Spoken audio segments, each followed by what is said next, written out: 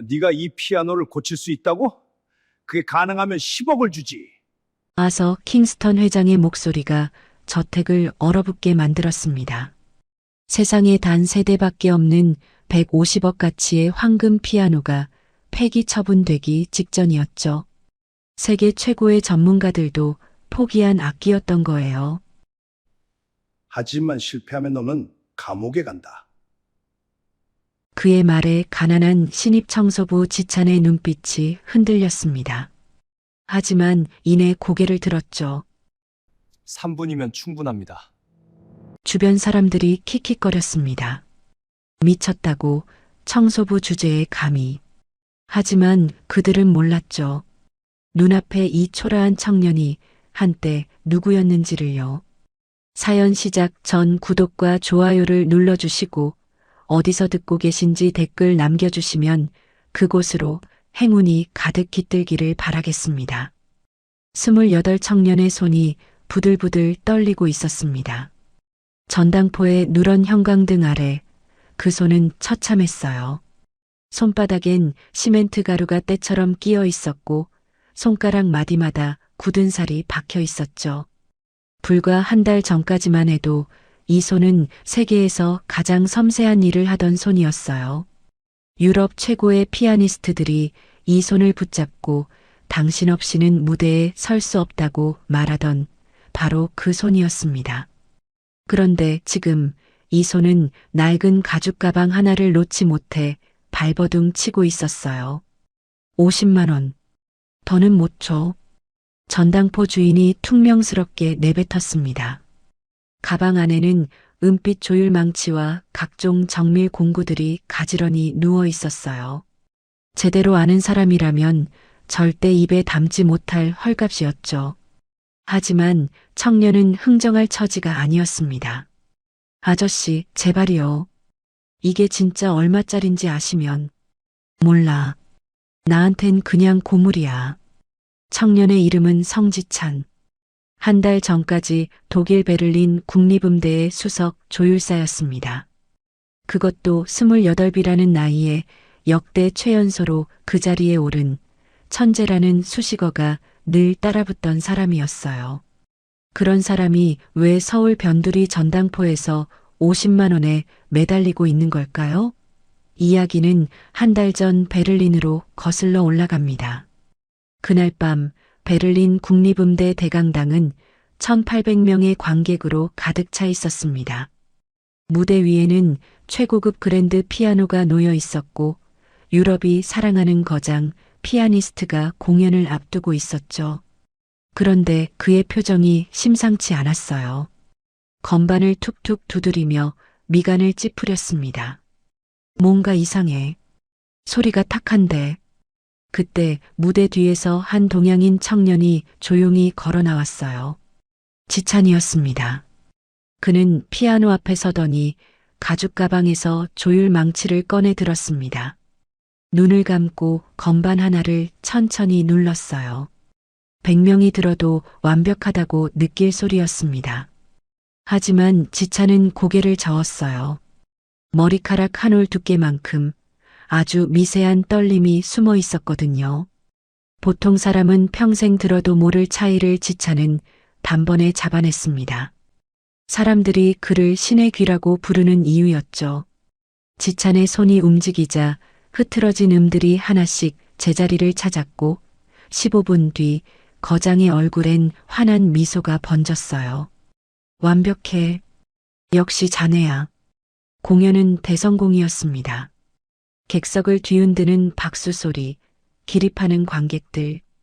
유럽 전역의 거장들이 지찬과 작업하려고 줄을 섰고 그의 앞날은 베를린의 태양처럼 찬란하게 빛나고 있었습니다.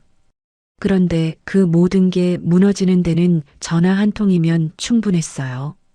공연이 끝난 밤 아파트에 돌아온 지찬의 휴대폰이 울렸습니다.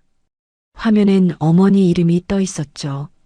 반갑게 받았는데 수화기 너머에서 들려온 건 낯선 남자 목소리였어요. 성지찬 씨 되십니까? 어머님이 쓰러지셔서 응급실에 계십니다. 급성 뇌종양입니다. 뇌종양. 그 세 글자에 눈앞이 캄캄해졌습니다.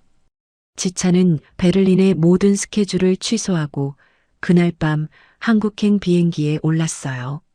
비행기에서 내리자마자 곧장 병원으로 달려갔습니다. 중환자실 문을 열었을 때 지찬은 그 자리에 얼어붙었어요. 하얀 시트 위에 누운 어머니는 핏기 하나 없이 창백했습니다. 예전엔 지찬의 손을 꼭 쥐어주시던 따뜻한 손이 지금은 낙엽처럼 메말라 있었죠. 의사가 내민 견적서를 보는 순간 지찬의 눈앞이 다시 아득해졌습니다. 수술비와 치료비를 합치면 억 단위를 훌쩍 넘겼어요. 베를린에서 모은 돈을 다 털어도 빠듯한 금액이었죠. 하지만 진짜 지옥은 그 다음에 펼쳐졌습니다. 어머니 집에 도착한 날 저녁이었어요. 초인종이 울렸습니다. 문을 열자 낯선 남자 둘이 서 있었어요. 정장 차림에 서류 가방을 든 어딘가 냉랭한 인상이었죠. 성지찬 씨 맞으시죠? 아버님께서 남기신 채무건으로 왔습니다. 지찬은 멍하니 그들을 바라봤어요. 무슨 소리인지 이해가 안 됐습니다. 아버지는 제가 중학생 때 돌아가셨는데요. 무슨 빚이요? 남자가 서류를 펼쳐 보였습니다. 아버지 이름으로 된 차용증, 이자, 계산서, 연대보증 서류들. 지찬의 눈이 흔들렸어요. 원금의 이자 포함해서 3억입니다. 어머님이 지금까지 이자만 간신히 막아오셨더군요. 이제 아드님이 오셨으니 정리를 좀 해주셔야겠습니다. 3억? 그 숫자가 머릿속을 멍하게 만들었습니다. 어머니는 이 빚을 혼자 감당하고 계셨던 거였어요. 아들 유학에 방해될까봐 단 한마디도 안 하시고요. 일주일 뒤에 다시 오겠습니다. 그때까지 5천만 원만 먼저 준비하세요. 준비되지 않을 시 뒷일은 상상에 맡기겠습니다. 남자들이 돌아간 뒤 지찬은 한참을 현관문 앞에 서 있었어요. 다리에 힘이 풀려서 움직일 수가 없었습니다. 그날부터 독촉 전화가 쏟아지기 시작했어요. 아침에도 밤에도 새벽에도 쉴 새 없이 울려댔습니다. 한국에서 조유리를 다시 시작하려면 업체에 소속되거나 인맥을 쌓아야 했어요. 하지만 그럴 시간이 없었습니다. 당장 일주일 안에 5천만 원을 구하지 못하면 어떻게 될지 알 수 없었거든요. 수술비도 빚도 전부 지찬의 어깨 위로 쏟아졌습니다. 결국 지찬은 새벽 4시 인력시장에 섰어요. 그곳에선 일하면 그날 바로 현금이 손에 쥐어졌습니다. 낮엔 건설 현장에서 무거운 시멘트 포대를 어깨에 지고 사다리를 오르내렸고 밤엔 식당 바닥을 기며 닦았어요. 세계 최고의 피아니스트들이 입맞추고 싶어 하던 그 손에 물집이 잡히고 터지고 굳은 살이 박혔습니다. 손톱 사이엔 시멘트 가루가 끼어 아무리 씻어도 빠지지 않았어요. 그래도 밤이면 병원으로 향했습니다. 어머니 병실 문을 열 때마다 지찬은 손을 등 뒤로 숨겼어요. 그런데 어느 날 밤 어머니가 희미한 목소리로 말했습니다. 지찬아, 손 좀 보자. 피할 수 없었어요. 지찬은 천천히 손을 내밀었습니다. 어머니의 마른 손가락이 지찬의 손바닥을 어루만졌어요. 굳은 살과 상처투성이의 그 손을요. 어머니의 눈에서 눈물이 흘러내렸습니다. 지찬아, 미안하다. 엄마가 짐이 되어서. 아니에요, 어머니. 지찬은 억지로 웃어 보였습니다. 목소리가 떨리지 않게 이를 악물었어요. 저 요즘 괜찮은 일 하고 있어요. 돈도 잘 벌고 있고요. 걱정 마세요. 어머니는 말없이 고개를 저었습니다.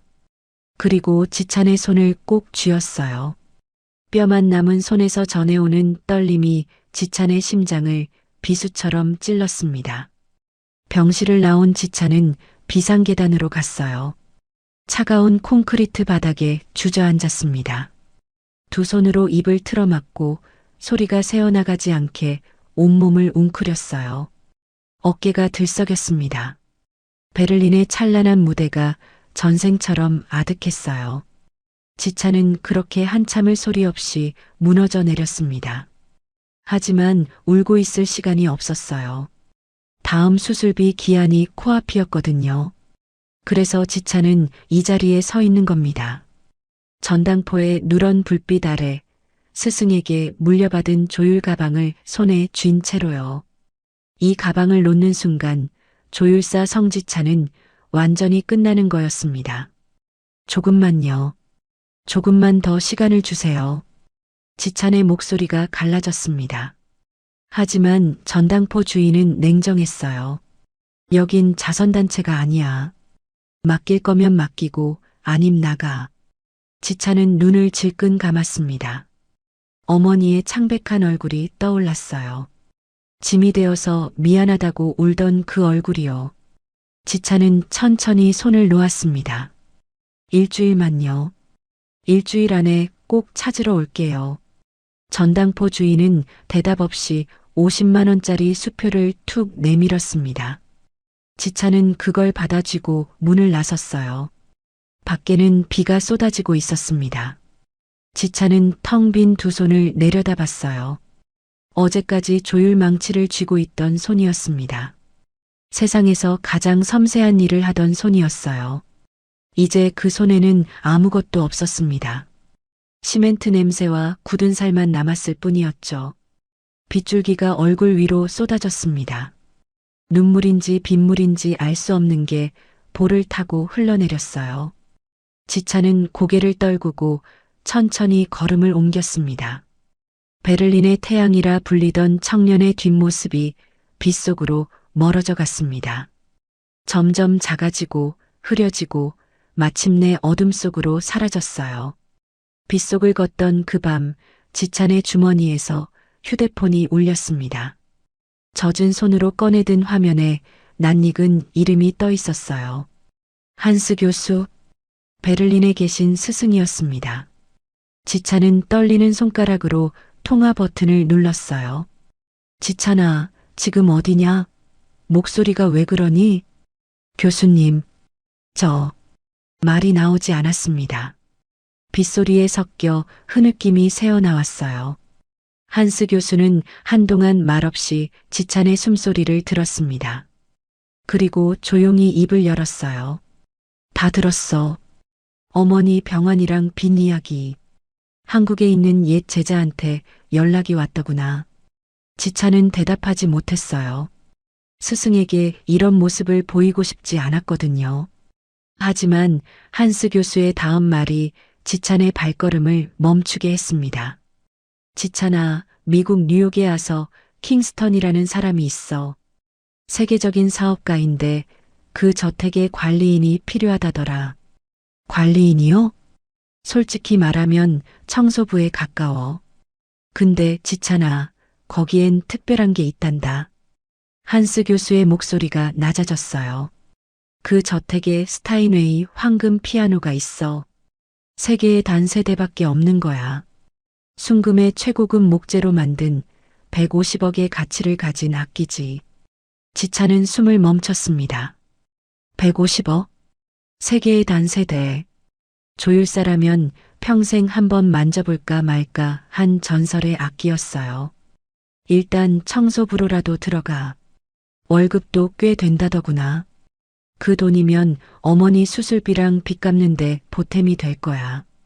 하지만 교수님, 청소부로 가서 제가 뭘 할 수 있겠어요? 지찬아, 내 말 잘 들어. 무슨 일이 있어도 그 피아노 곁을 떠나지 마. 청소를 하든 바닥을 닦든 어떻게든 그 악기 근처에 있어. 기회는 반드시 온다. 그때까지만 버텨라. 넌 내가 아는 가장 뛰어난 조율사니까. 전화를 끄는 지찬은 한참을 빗속에 서 있었어요. 청소부. 그 단어가 가슴에 박혔습니다. 베를린에서 거장들의 손을 잡던 사람이 이제 누군가의 바닥을 닦는 청소부가 된다. 하지만 곧 어머니의 얼굴이 떠올랐어요. 병상에서 미안하다고 울던 그 창백한 얼굴이요. 지찬은 고개를 들었습니다. 빗물이 얼굴을 타고 흘러내렸어요. 자존심 같은 건 이 비와 함께 흘려보내자.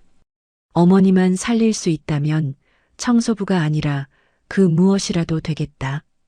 지차는 그 길로 짐을 쌌습니다.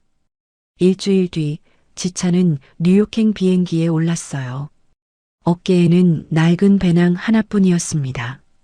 이코노미석의 좁은 자리에 앉은 지차는 창밖을 바라봤어요. 구름 위로 태양이 빛나고 있었지만 그 빛이 지찬에게는 닿지 않는 것 같았습니다. 지찬은 자신의 손바닥을 내려다봤어요. 굳은 살이 박힌 손, 상처투성이인 손가락. 불과 한 달 전까지 세계 최고의 거장들이 입맞추고 싶어 하던 손이었죠. 이제 이 손은 누군가의 바닥을 닦고 먼지를 털고 쓰레기를 치우게 될 거였어요. 한때 소리의 마술사라 불리던 청년이 보이지 않는 먼지 같은 존재가 되러 가는 겁니다. 지차는 손을 꽉 쥐었어요. 그리고 속으로 되뇌었습니다. 여기서 버텨야 한다. 무너지면 끝이야. 어머니를 살릴 수만 있다면 그곳이 지옥이라도 걸어 들어가겠어. 14시간의 비행 끝에 뉴욕에 도착했습니다. 공항에서 버스를 타고 또 택시를 갈아타고 지차는 뉴욕 업스테이트의 깊은 숲속으로 들어갔어요. 도시의 소음이 멀어지고 창밖으로 울창한 나무들이 끝없이 이어졌습니다. 얼마나 달렸을까요? 택시가 멈춘 곳에는 성벽처럼 높은 담장이 서 있었어요. 그리고 그 앞에 육중한 철문이 버티고 있었습니다. 지차는 택시에서 내려 철문 앞에 섰어요. 인터폰을 누르자 잠시 후 철문이 천천히 열리기 시작했습니다. 문이 열리고 드러난 광경에 지차는 숨을 멈췄어요.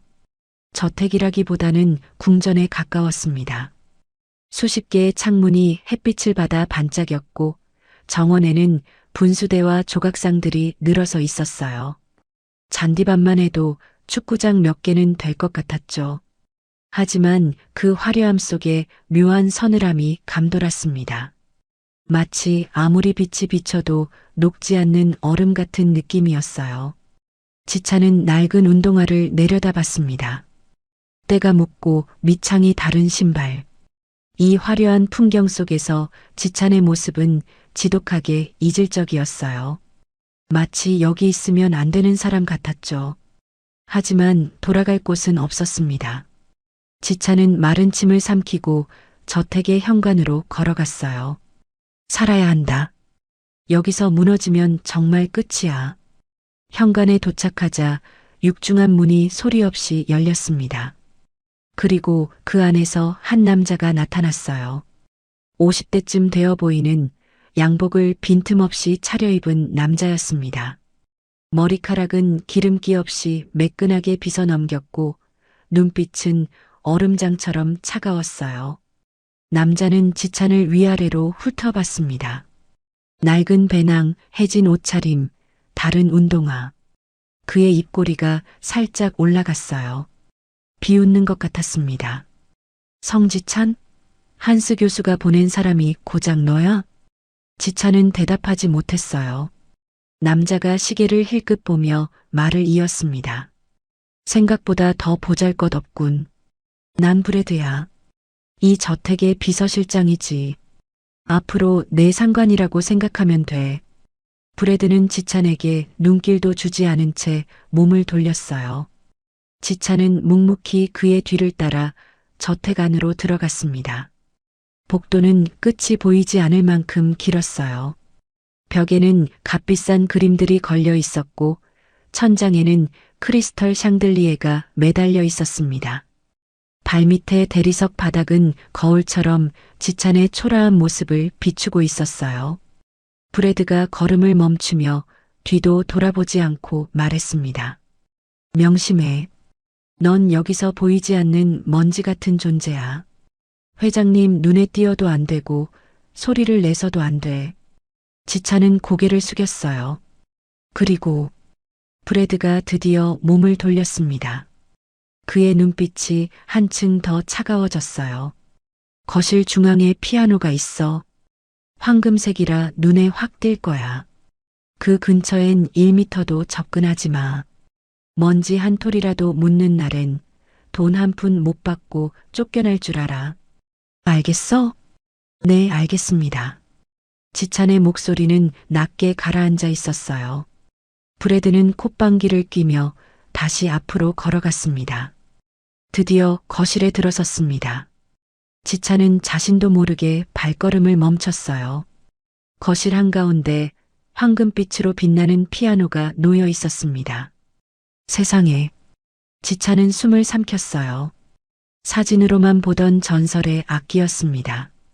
순금으로 뒤덮인 몸체, 최고급 가문비나무로 만든 향판. 세계의 단 세대뿐인 그 피아노가 바로 눈앞에 있었어요.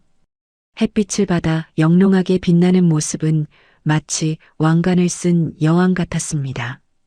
하지만 이상했어요. 그 화려함 속에 묘한 슬픔이 감돌았거든요.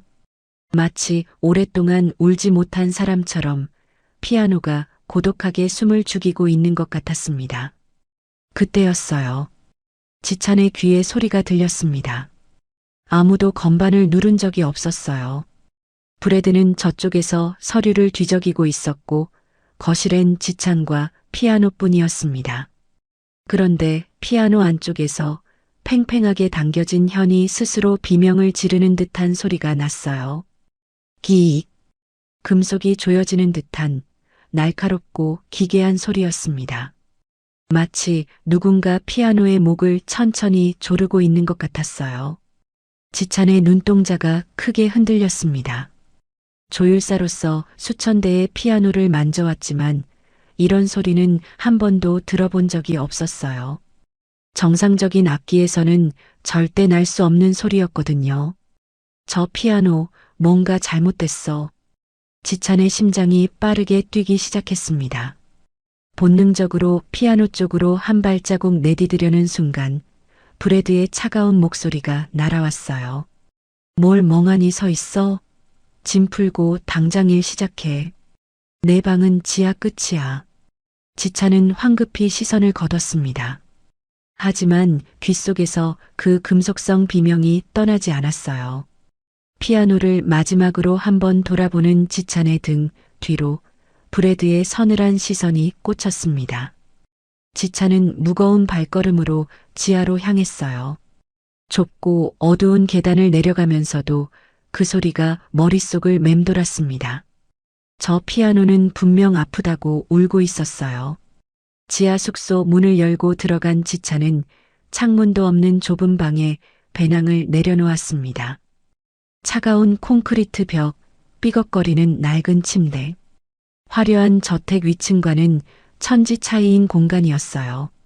지찬은 침대에 걸터 앉아 거친 손바닥을 내려다봤습니다.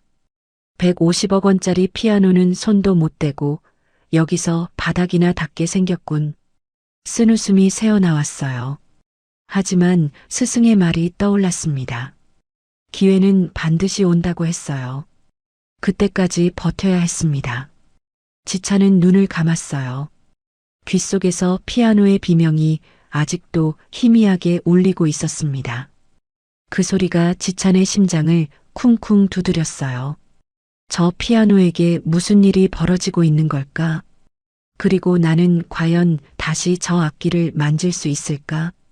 대답 없는 질문만 어둠 속에 맴돌았습니다. 새벽 4시. 알람이 울리기도 전에 지찬은 눈을 떴습니다. 어차피 밤새 잠을 설쳤어요. 눈을 감으면 그 소리가 들렸거든요. 피아노가 목 졸리듯 내지르던 그 금속성 비명이요. 대체 왜 저런 소리가 나는 걸까? 뒤척이다 보니 어느새 아침이었습니다. 지찬은 침대에서 일어나 보풀이 일어난 청소복을 입었어요. 거대한 고무장갑을 끼고 양동이와 수세미를 들었습니다. 한 달 전만 해도 이 손에는 은빛 조율 망치가 들려 있었죠. 거장들의 피아노를 어루만지던 손이 이제는 락스 냄새에 절어 있었어요. 지하 계단을 올라 저택 복도로 향했습니다. 끝이 보이지 않는 복도였어요. 대리석 바닥은 차갑고 단단했습니다. 지찬은 무릎을 꿇고 걸레질을 시작했어요. 같은 자리를 반복해서 닦았습니다. 얼마 지나지 않아 무릎뼈가 닿는 부분이 욱신거리기 시작했죠. 신의 귀라 칭송받던 사람이었습니다. 베를린의 거장들이 줄을 서서 그와 작업하고 싶어 했어요.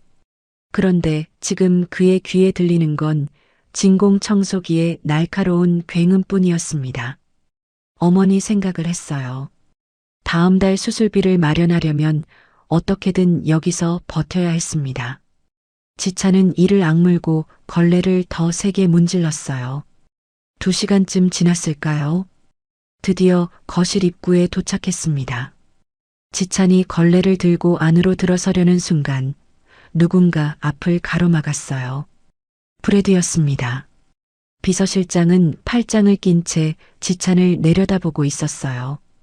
값비싼 구두 끝이 지찬이 방금 닦아놓은 바닥 위로 올라왔습니다. 일부러 그러는 것 같았어요.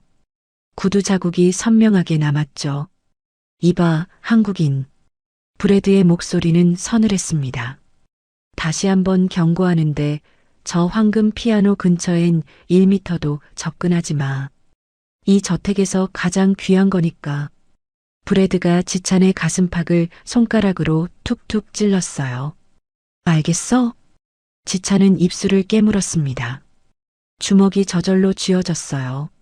하지만 곧 힘을 풀고 고개를 숙였습니다. 네, 알겠습니다. 목소리가 잠겨 나왔어요. 브래드는 비웃듯 콧바람을 내뿜고 돌아섰습니다. 그가 사라진 뒤에도 지찬은 한동안 그 자리에 서 있었어요. 시선이 저절로 거실 중앙으로 향했습니다. 황금 피아노가 아침 햇살을 받아 빛나고 있었어요. 어제 처음 봤을 때와 똑같이 아름다웠지만 똑같이 쓸쓸해 보였습니다. 지찬은 먼발치 구석에서 걸레질을 하며 피아노를 훔쳐봤어요. 세 개의 단세대뿐인 전설의 악기, 순금으로 뒤덮인 몸체와 최고급 목재로 만든 향판. 조율사라면 누구나 평생 한 번쯤 손대보고 싶어하는 꿈의 피아노였습니다. 그게 바로 저기 있었어요. 겨우 10여 미터 앞에요. 한 번만 만져볼 수 있다면, 가까이서 소리를 들어볼 수만 있다면. 하지만 지찬은 걸레를 움켜쥔 채 멀리서 바라볼 수밖에 없었습니다. 1미터도 접근하지 말라는 명령이 보이지 않는 벽처럼 그를 막고 있었거든요. 점심시간이 됐어요. 지찬은 저택 뒷마당에 있는 직원 식당으로 갔습니다. 작고 허름한 건물이었어요. 안에는 이미 몇 명이 앉아 있었습니다. 정원을 관리하는 인부들과 경비원들이었어요. 지찬이 들어서자 그들의 시선이 쏠렸습니다. 수군거리는 소리가 들렸어요. 저 녀석이 새로 온 청소부래. 동양인이네. 어디서 왔대? 지찬은 못 들은 척 구석자리에 앉았어요. 식판에는 식은 빵 한 조각과 수프가 담겨 있었습니다. 그때 뒤에서 낄낄거리는 소리가 들렸어요. 야, 저 녀석 아까 봤어? 피아노를 뚫어지게 쳐다보면서 뭐라고 중얼거리더라고. 뭐? 진짜? 미친 거 아냐? 청소부 주제에 자기가 무슨 음악가라도 된 줄 아나 봐. 웃음소리가 터졌어요. 지찬은 고개를 들지 않았습니다. 식은 빵을 천천히 씹어 삼켰어요. 굳이 대꾸할 필요가 없었습니다. 베를린 필하모닉의 수석 연주자들도 지찬의 조율 없이는 무대에 서지 않았다는 사실을 이 사람들이 믿을 리 없으니까요. 설명해봤자 미친놈 취급당할 뿐이었죠. 스승의 말을 떠올렸어요. 무슨 일이 있어도 그 피아노 곁을 떠나지 마라. 기회는 반드시 온다. 그 말만 믿고 버티는 수밖에 없었습니다. 오후 청소를 마칠 무렵이었어요. 저택의 거대한 괴종시계가 5번 울렸습니다. 오후 5시, 지찬이 거실 구석에서 마지막 걸레질을 하고 있을 때 2층 계단에서 묵직한 발소리가 들려왔어요. 고개를 들어보니 한 노인이 천천히 내려오고 있었습니다.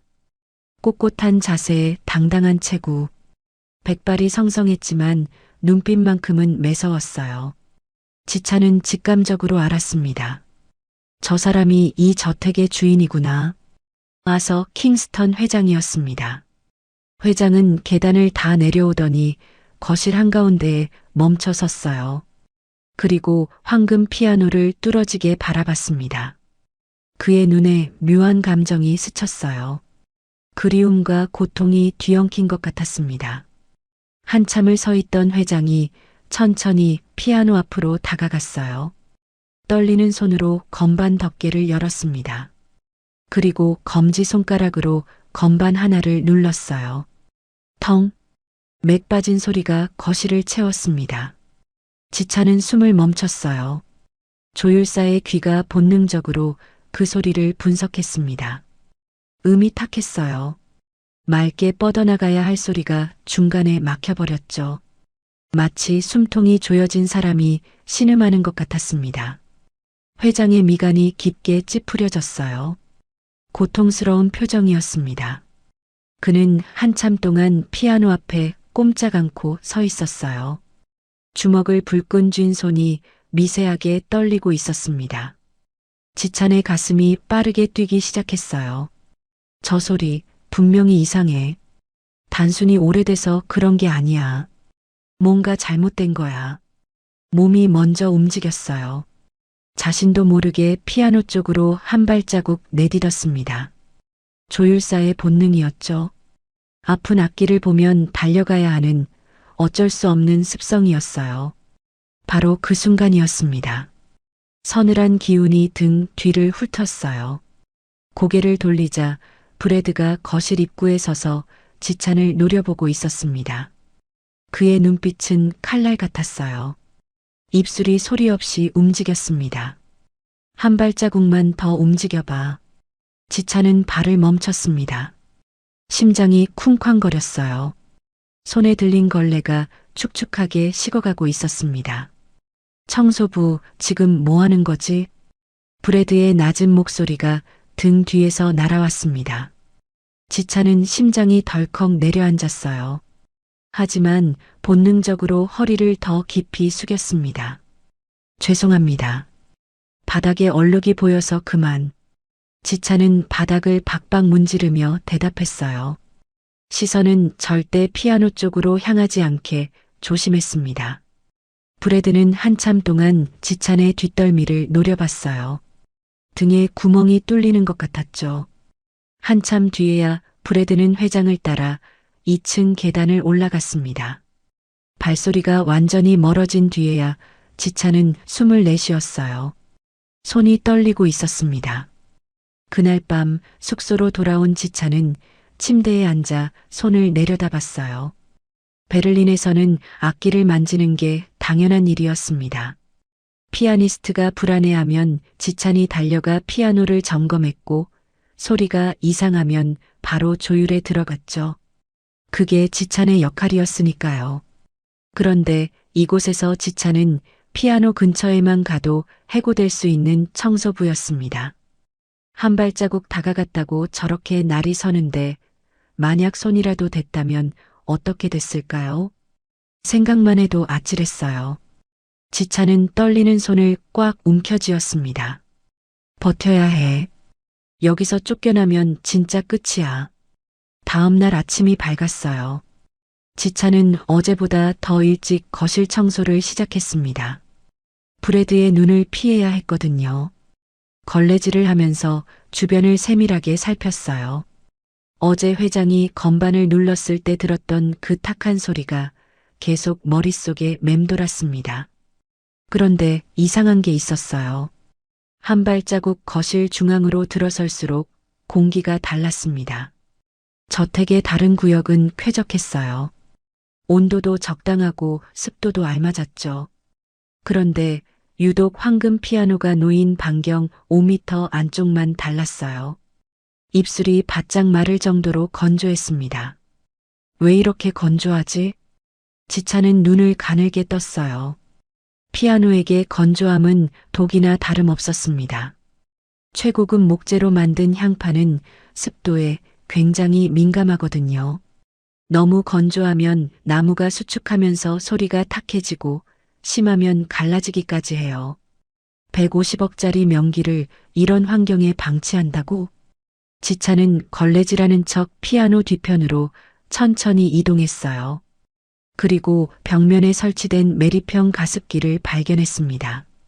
분명 고급 가습기였어요. 그런데 전원 버튼에 불이 꺼져 있었습니다. 지찬은 멈칫했어요. 이건 실수일까? 아니면 일부러 꺼둔 걸까? 의문이 꼬리에 꼬리를 물었습니다.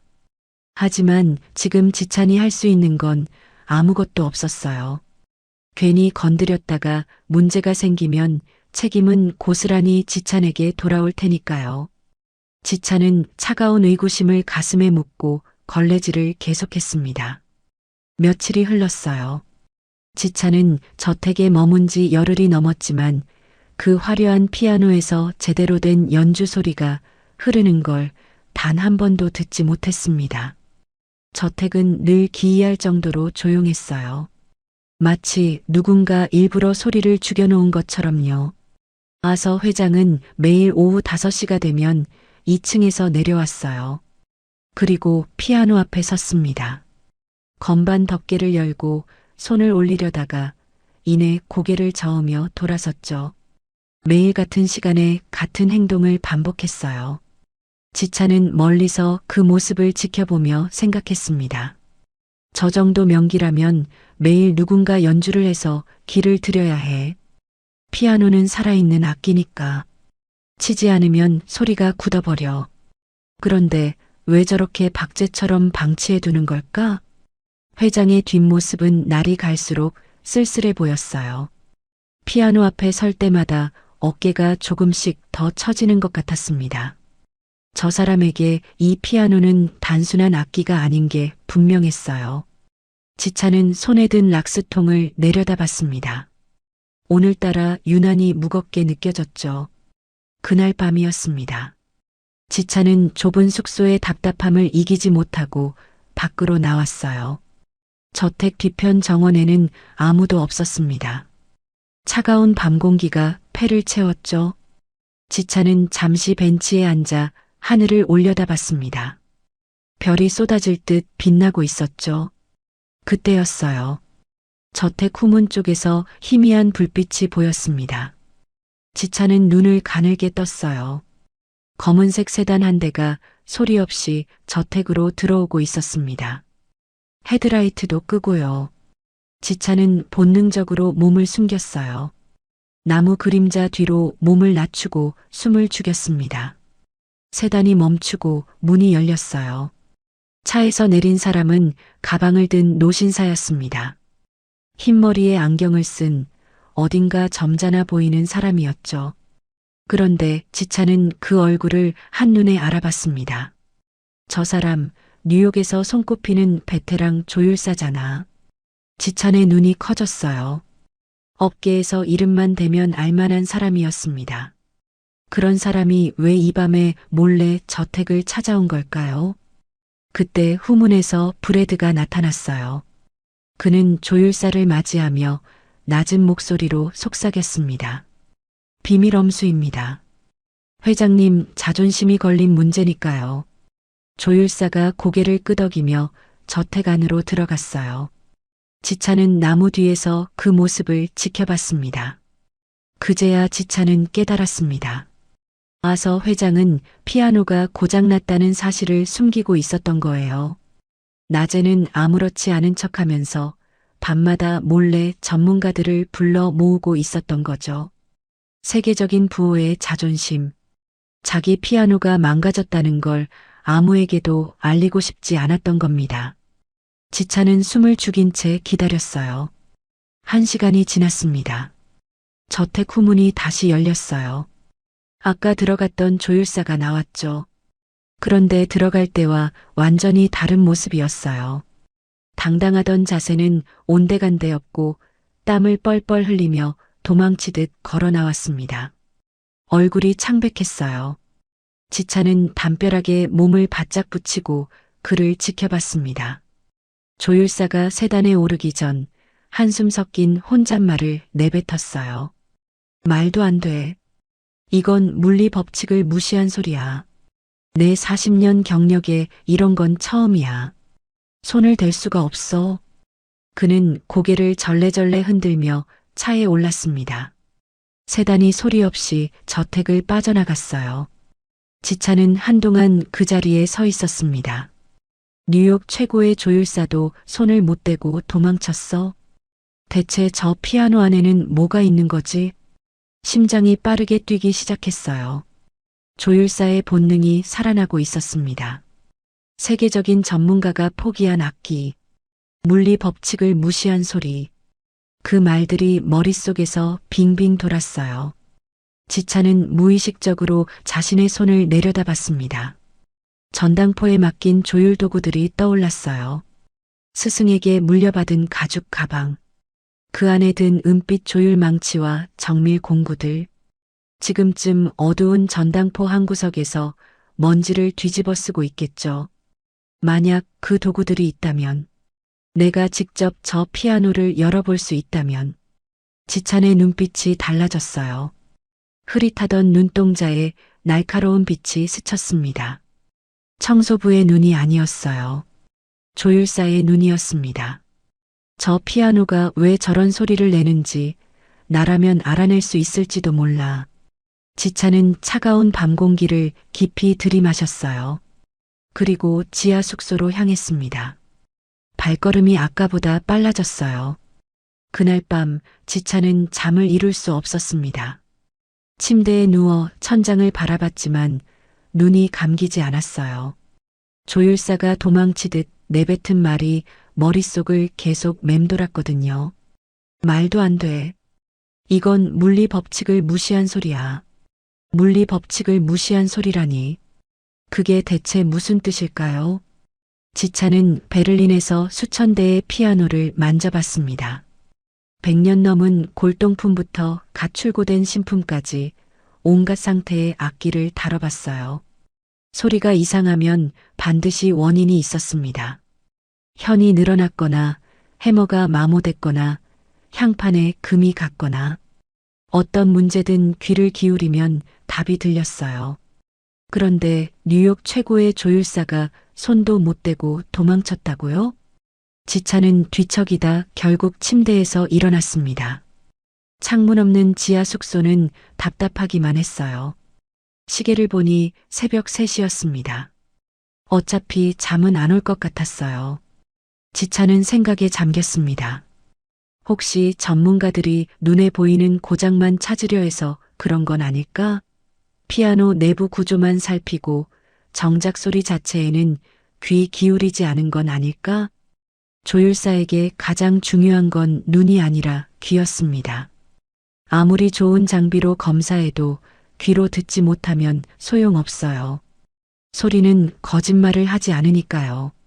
지차는 자신의 손을 내려다봤습니다. 굳은 살이 박히고 거칠어진 손. 하지만 귀는 아직 살아있었어요. 신의 귀라 불리던 그 감각이 완전히 사라진 건 아니었습니다. 내가 직접 들어볼 수 있다면, 가까이서 소리를 확인할 수만 있다면, 하지만 그건 불가능한 일이었어요. 피아노 근처 1미터도 접근하지 말라는 명령이 있었으니까요. 지차는 한숨을 내쉬며 다시 침대에 누웠습니다. 결국 뒤척이던 지차는 평소처럼 새벽 4시에 일어나 청소를 시작했습니다. 복도를 닦으면서도 자꾸 거실 쪽을 힐끔거리게 됐어요. 황금빛 피아노가 아침 햇살을 받아 반짝이고 있었습니다. 아름다웠지만 어딘가 아파 보였어요. 저 안에 뭐가 있는 걸까? 대체 뭐가 저렇게 소리를 틀어막고 있는 걸까? 궁금증이 가슴속에서 들끓었지만 지차는 고개를 돌렸습니다. 지금은 청소부일 뿐이니까요. 오후가 됐어요.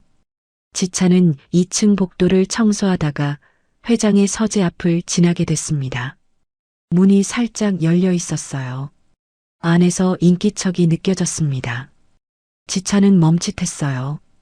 들여다보면 안 되는 건 알았지만 발이 떨어지지 않았습니다.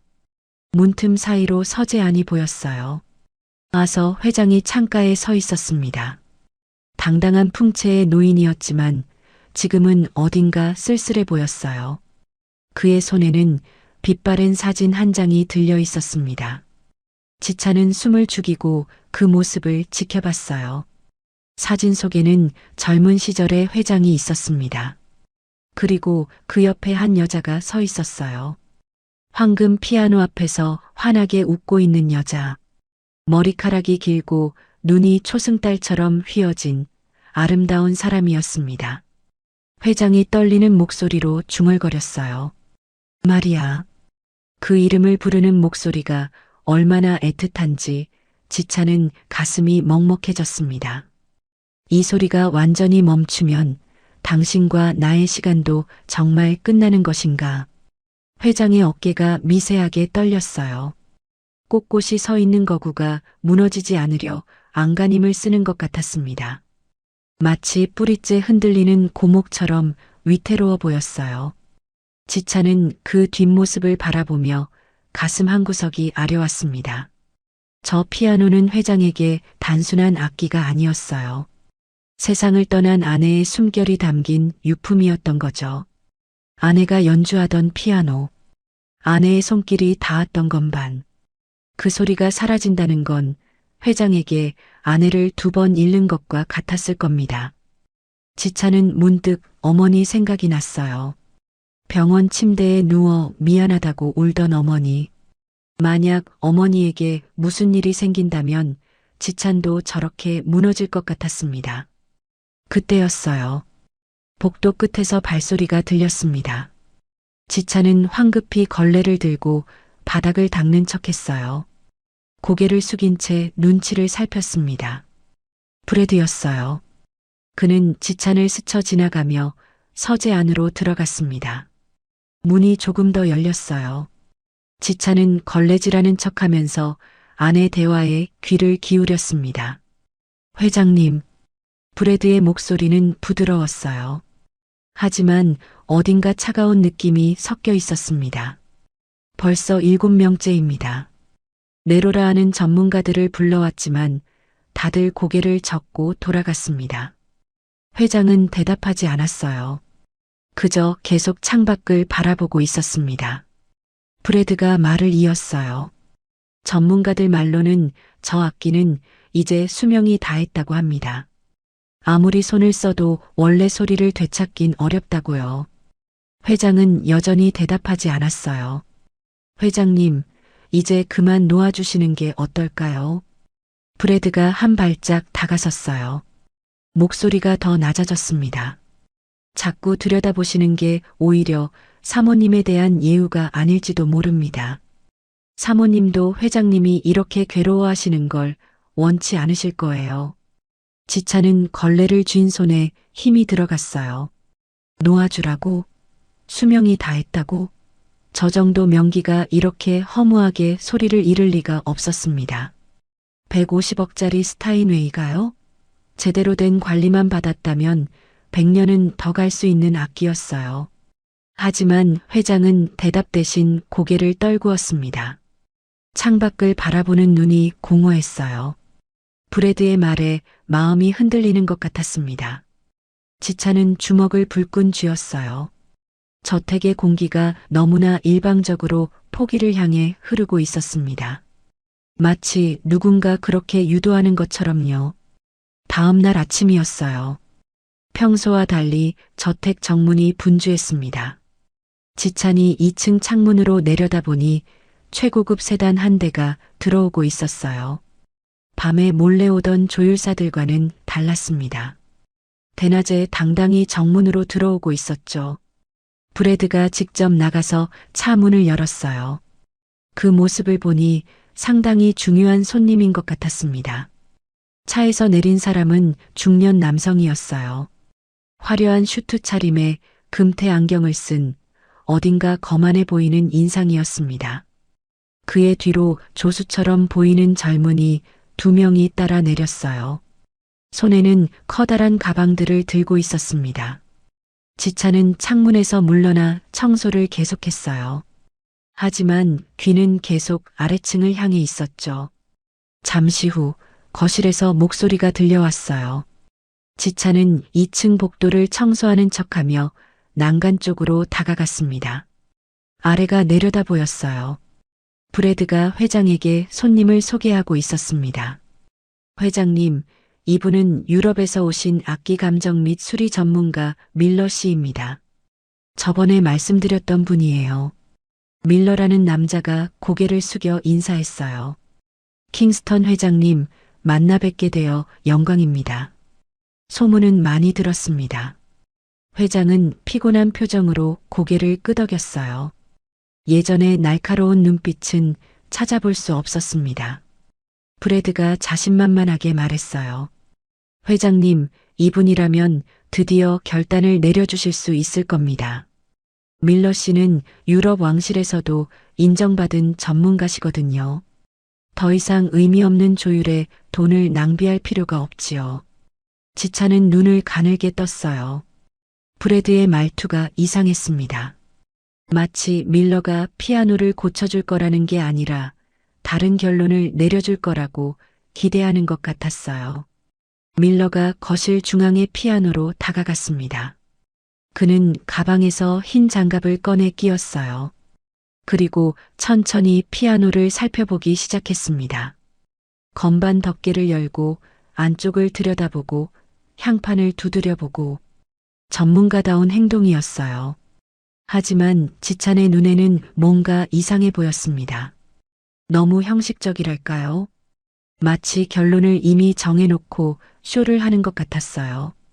밀러가 장갑을 낀 손으로 건반 몇 개를 툭툭 눌러봤습니다. 텅, 텅, 텅, 탁 하고 맥 빠진 소리가 거실을 채웠어요. 회장의 얼굴이 고통스럽게 일그러졌습니다. 밀러가 고개를 저으며 한숨을 내쉬었어요. 아주 유감스럽다는 표정이었습니다. 회장님, 그가 회장을 돌아보며 말했어요. 솔직히 말씀드리겠습니다. 이 피아노는 내부 향판이 완전히 썩었습니다. 회장의 눈이 흔들렸어요. 썩었다고요? 네. 겉만 번지르르 할 뿐 속은 이미 죽은 것과 다름없습니다. 습도 관리가 제대로 안 됐던 것 같군요. 나무가 안에서부터 썩어 들어갔어요. 밀러가 안타깝다는 듯 피아노를 쓸어내렸습니다. 고치는 건 불가능합니다. 아무리 실력 좋은 조율사가 와도 마찬가지예요. 죽은 나무에서는 소리가 날 수 없으니까요. 회장이 비틀거렸어요. 브래드가 얼른 부축했습니다. 밀러가 말을 이었죠. 제 생각에는 차라리 제 공방으로 옮겨서 해체하는 게 나을 것 같습니다. 피아노로서의 가치는 이미 없지만 순금 장식과 일부 부품은 보존할 수 있어요. 그걸 잘 처분하시면 회장님 명예에도 나을 겁니다. 처분. 그 단어가 거실에 떨어지는 순간 2층 난간에서 바닥을 닦던 지찬의 손이 멈췄습니다. 뭐라고? 처분? 지찬의 귀가 쫑긋 섰어요. 밀러가 건반을 눌렀을 때 들렸던 소리가 머릿속에서 재생됐습니다. 텅, 텅, 텅, 탁 하고 맥 빠진 그 소리. 하지만 지찬의 귀에는 전혀 다르게 들렸어요. 저건 썩은 나무에서 나는 소리가 아니야. 지찬은 베를린에서 수천 대의 피아노를 조율해 봤습니다. 향판이 썩은 피아노도 만져봤어요. 그런 악기는 소리 자체가 뭉개졌습니다. 음이 퍼지지 않고 흐물흐물하게 죽어버렸죠. 그런데 저 피아노의 소리는 달랐어요. 탁하긴 했지만 어딘가 막힌 느낌이었습니다. 소리가 죽은 게 아니라 갇힌 느낌. 마치 누군가 목을 조르고 있는 것처럼요. 거짓말이야. 저건 썩은 소리가 아니라 누군가에 의해 억눌린 소리야. 지찬의 심장이 빠르게 뛰기 시작했어요. 그때 밀러가 고개를 돌렸습니다. 2층 난간을 올려다보더니 지찬과 눈이 마주쳤어요. 찰나였습니다. 밀러의 눈이 차갑게 빛났어요. 마치 뭘 보는 거냐고 경고하는 것 같았죠. 지찬은 황급히 시선을 내렸습니다. 걸레를 쥐고 바닥을 박박 문질렀어요. 심장이 쿵쿵 뛰었습니다. 저 사람 뭔가 숨기고 있어. 직감이 경고하고 있었어요.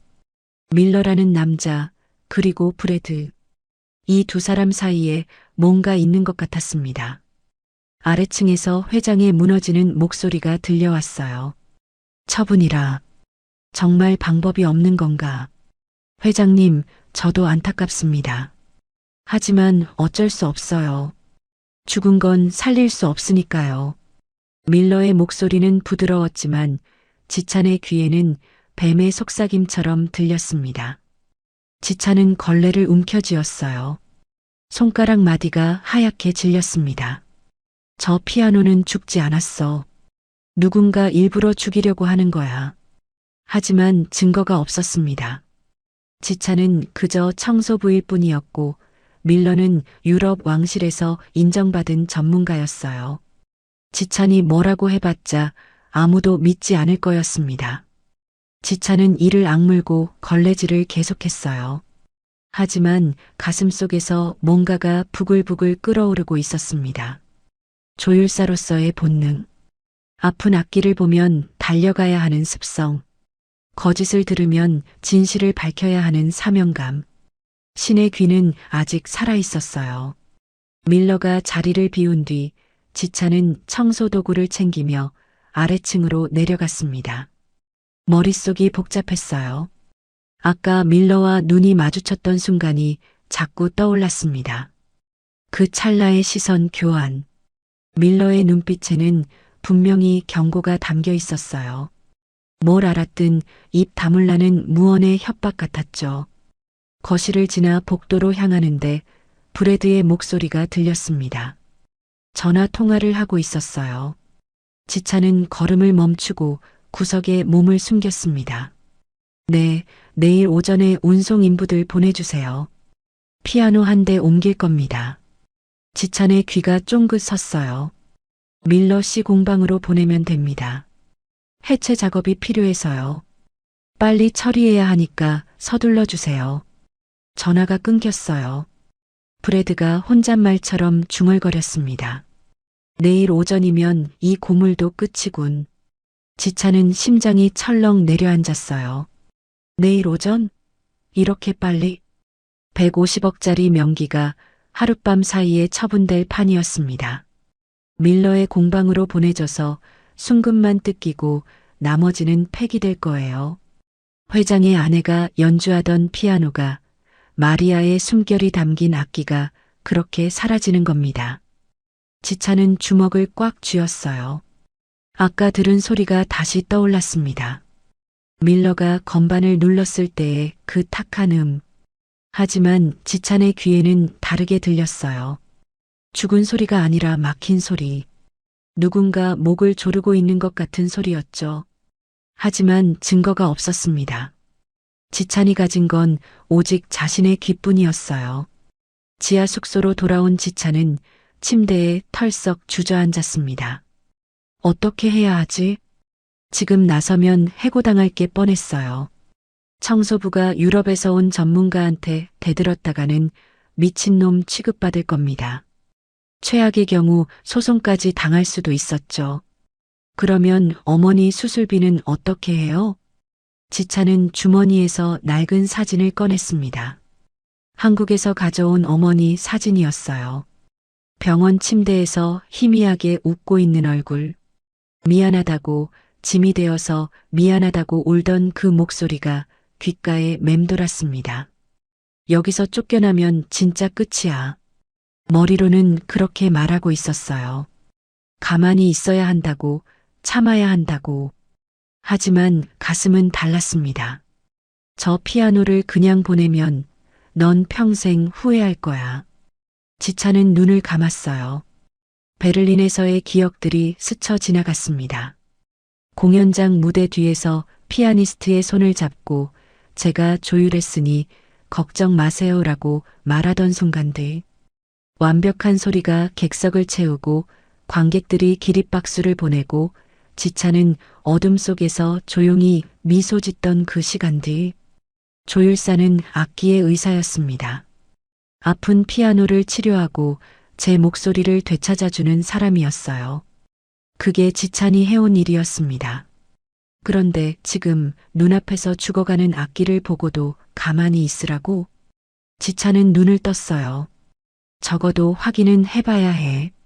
내 귀가 맞는지 틀린지. 결심이 섰습니다. 시계를 봤어요. 밤 11시. 모두가 잠들 때까지 기다려야 했습니다. 지찬은 침대에 누워 천장을 바라봤어요. 심장이 쿵쿵 뛰었습니다. 베를린에서 첫 조율을 맡았을 때도 이렇게 떨리진 않았어요.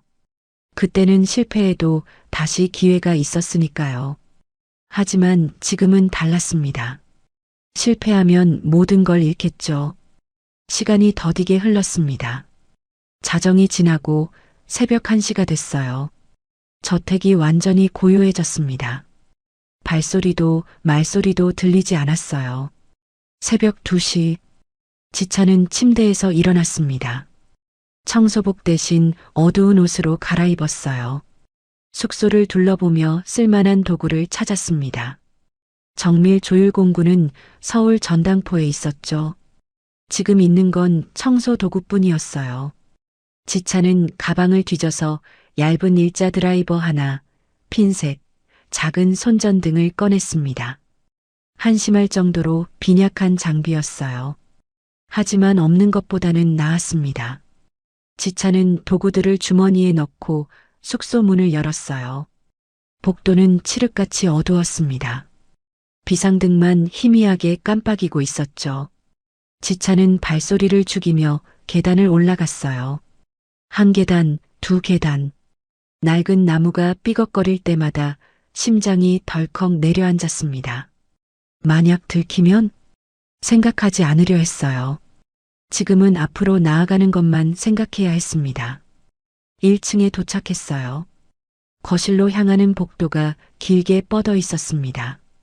창문으로 달빛이 쏟아져 들어오고 있었죠. 거실 입구에 섰어요. 문이 열려 있었습니다.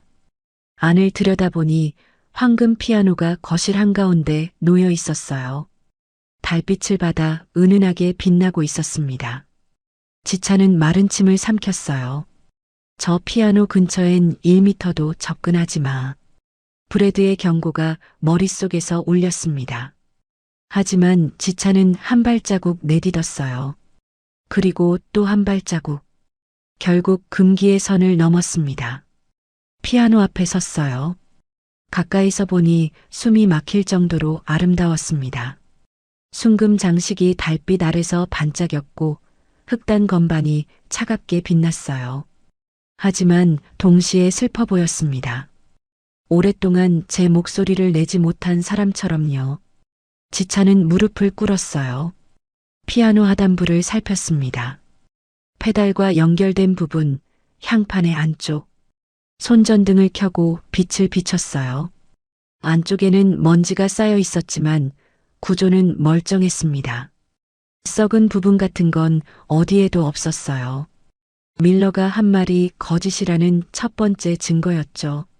지찬은 드라이버를 꺼냈어요. 건반 하단의 고정핀을 조심스럽게 점검하기 시작했습니다. 손끝에 신경을 집중했어요. 눈에 보이지 않는 것도 손가락으로는 느낄 수 있었거든요. 1개, 2개, 3개. 핀들을 하나하나 확인했습니다. 4번째 핀에서 손이 멈췄어요. 뭔가 이상한 게 느껴졌습니다. 핀 머리 부분에 가늘고 매끄러운 것이 감겨 있었어요. 지찬은 손전등 빛을 가까이 대봤습니다. 투명한 나일론 줄이었어요. 육안으로는 거의 보이지 않았습니다. 빛을 직접 비춰야만 겨우 식별할 수 있을 정도로 가늘었어요. 이런 건 일반 조율사도 찾기 어려웠을 겁니다. 오직 손끝의 감각과 예민한 귀를 가진 사람만이 발견할 수 있는 정교한 장치였죠. 지찬은 숨을 멈췄어요. 이건 일부러 설치한 거야. 나일론 줄이 핀에 감기면 현의 장력이 미세하게 틀어집니다. 그러면 소리가 탁해지고 불안정해져요. 피아노가 망가진 것처럼 들리게 되죠. 하지만 실제로 고장난 건 아무것도 없어요. 줄만 제거하면 원래 소리가 돌아옵니다.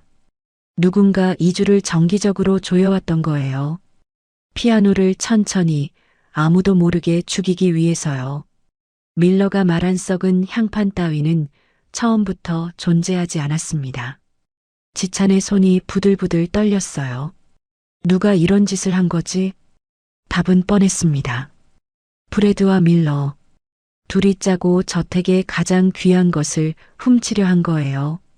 지찬은 드라이버를 나일론 줄에 갖다 댔습니다. 이걸 끊어내기만 하면 돼요. 줄만 제거하면 피아노는 다시 숨을 쉴 수 있어요. 심장이 미친 듯이 뛰었습니다. 손가락에 힘을 줬어요.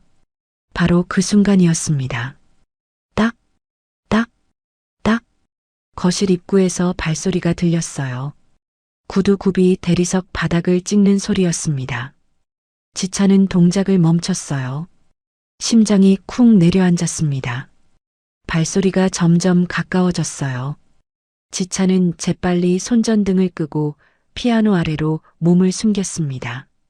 숨을 죽이고 눈을 크게 떴어요. 어둠 속에서 인기척이 느껴졌습니다.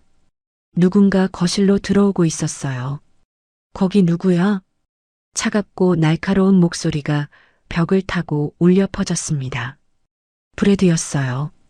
지찬은 숨이 막혔습니다. 손에 쥔 드라이버 끝이 파르르 떨렸어요.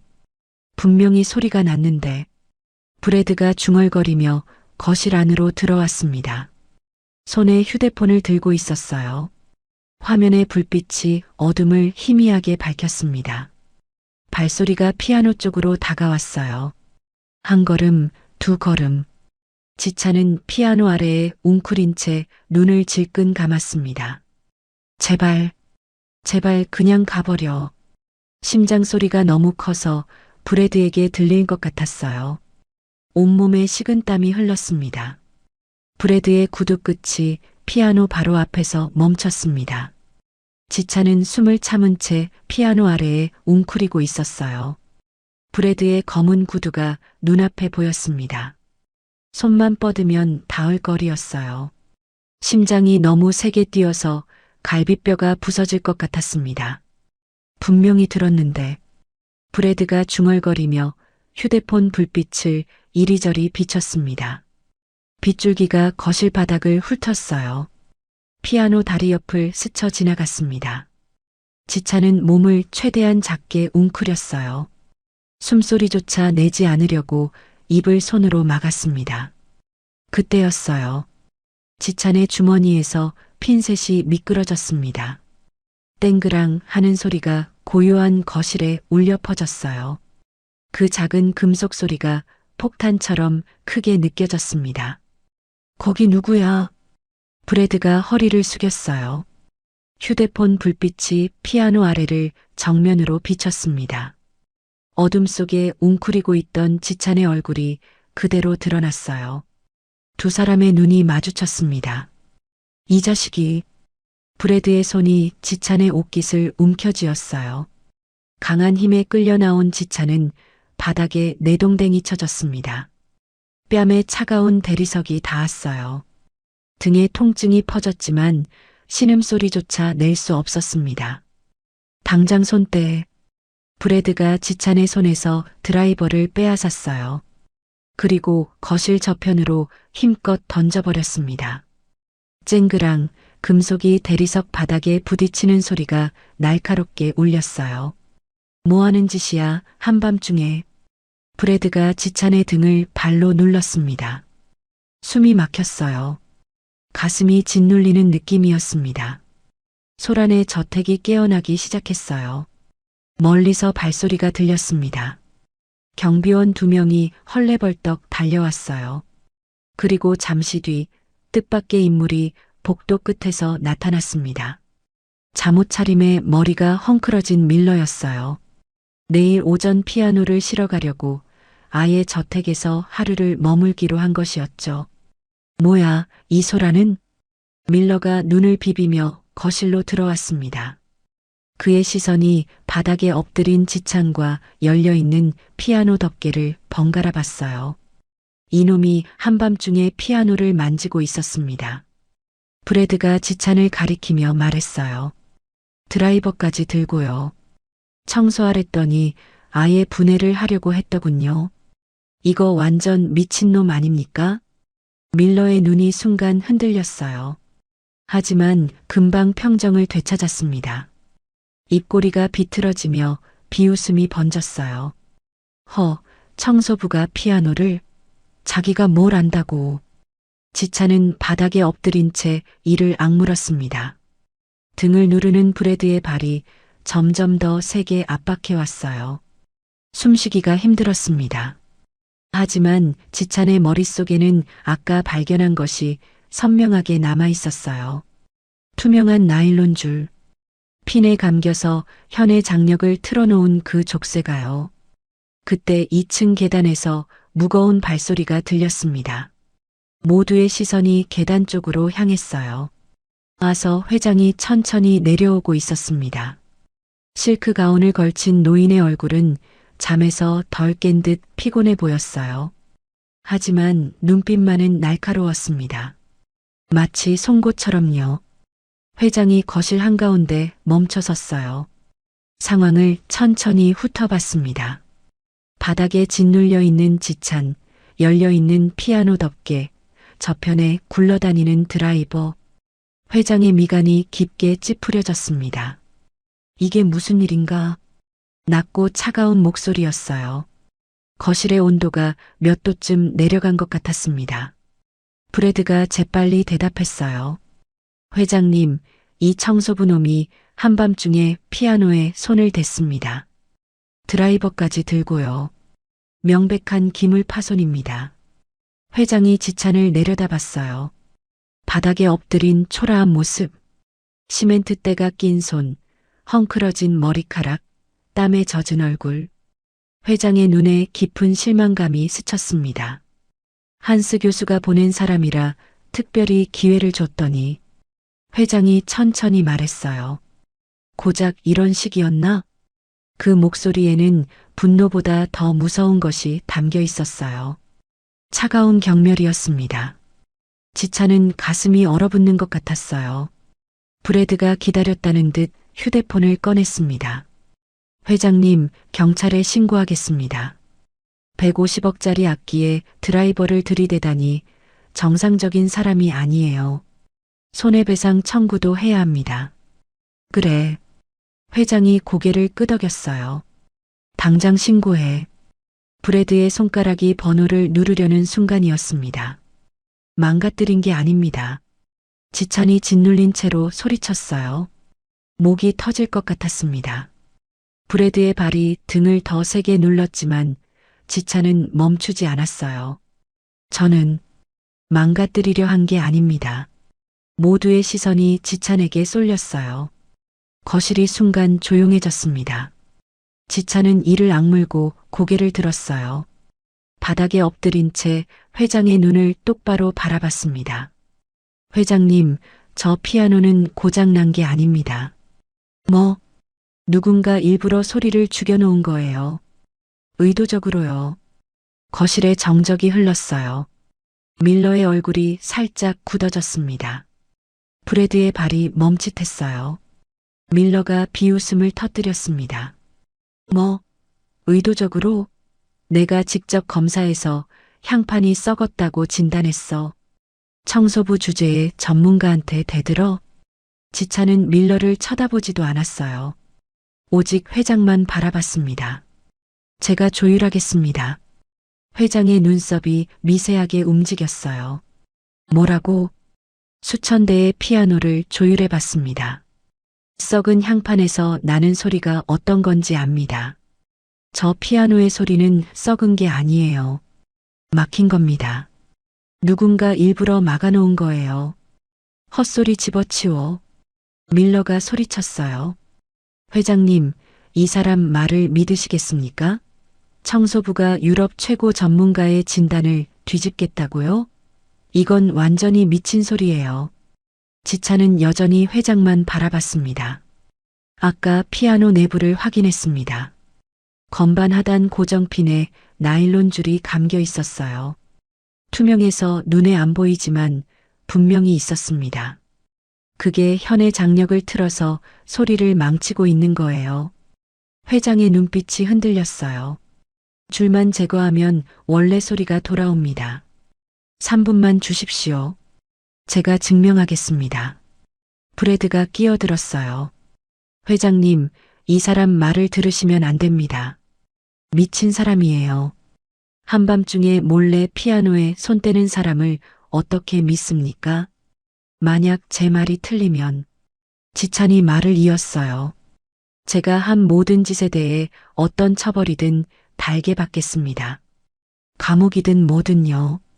하지만 제 말이 맞으면 지찬은 숨을 깊이 들이마셨어요. 저 피아노는 살아납니다. 사모님이 연주하시던 그 소리가 돌아오는 거예요. 그 말에 회장의 표정이 변했어요. 굳어있던 얼굴에 뭔가 금이 가는 것 같았습니다. 마리아. 그 이름이 회장의 마음에 파문을 일으킨 게 분명했어요. 한참의 침묵이 흘렀습니다.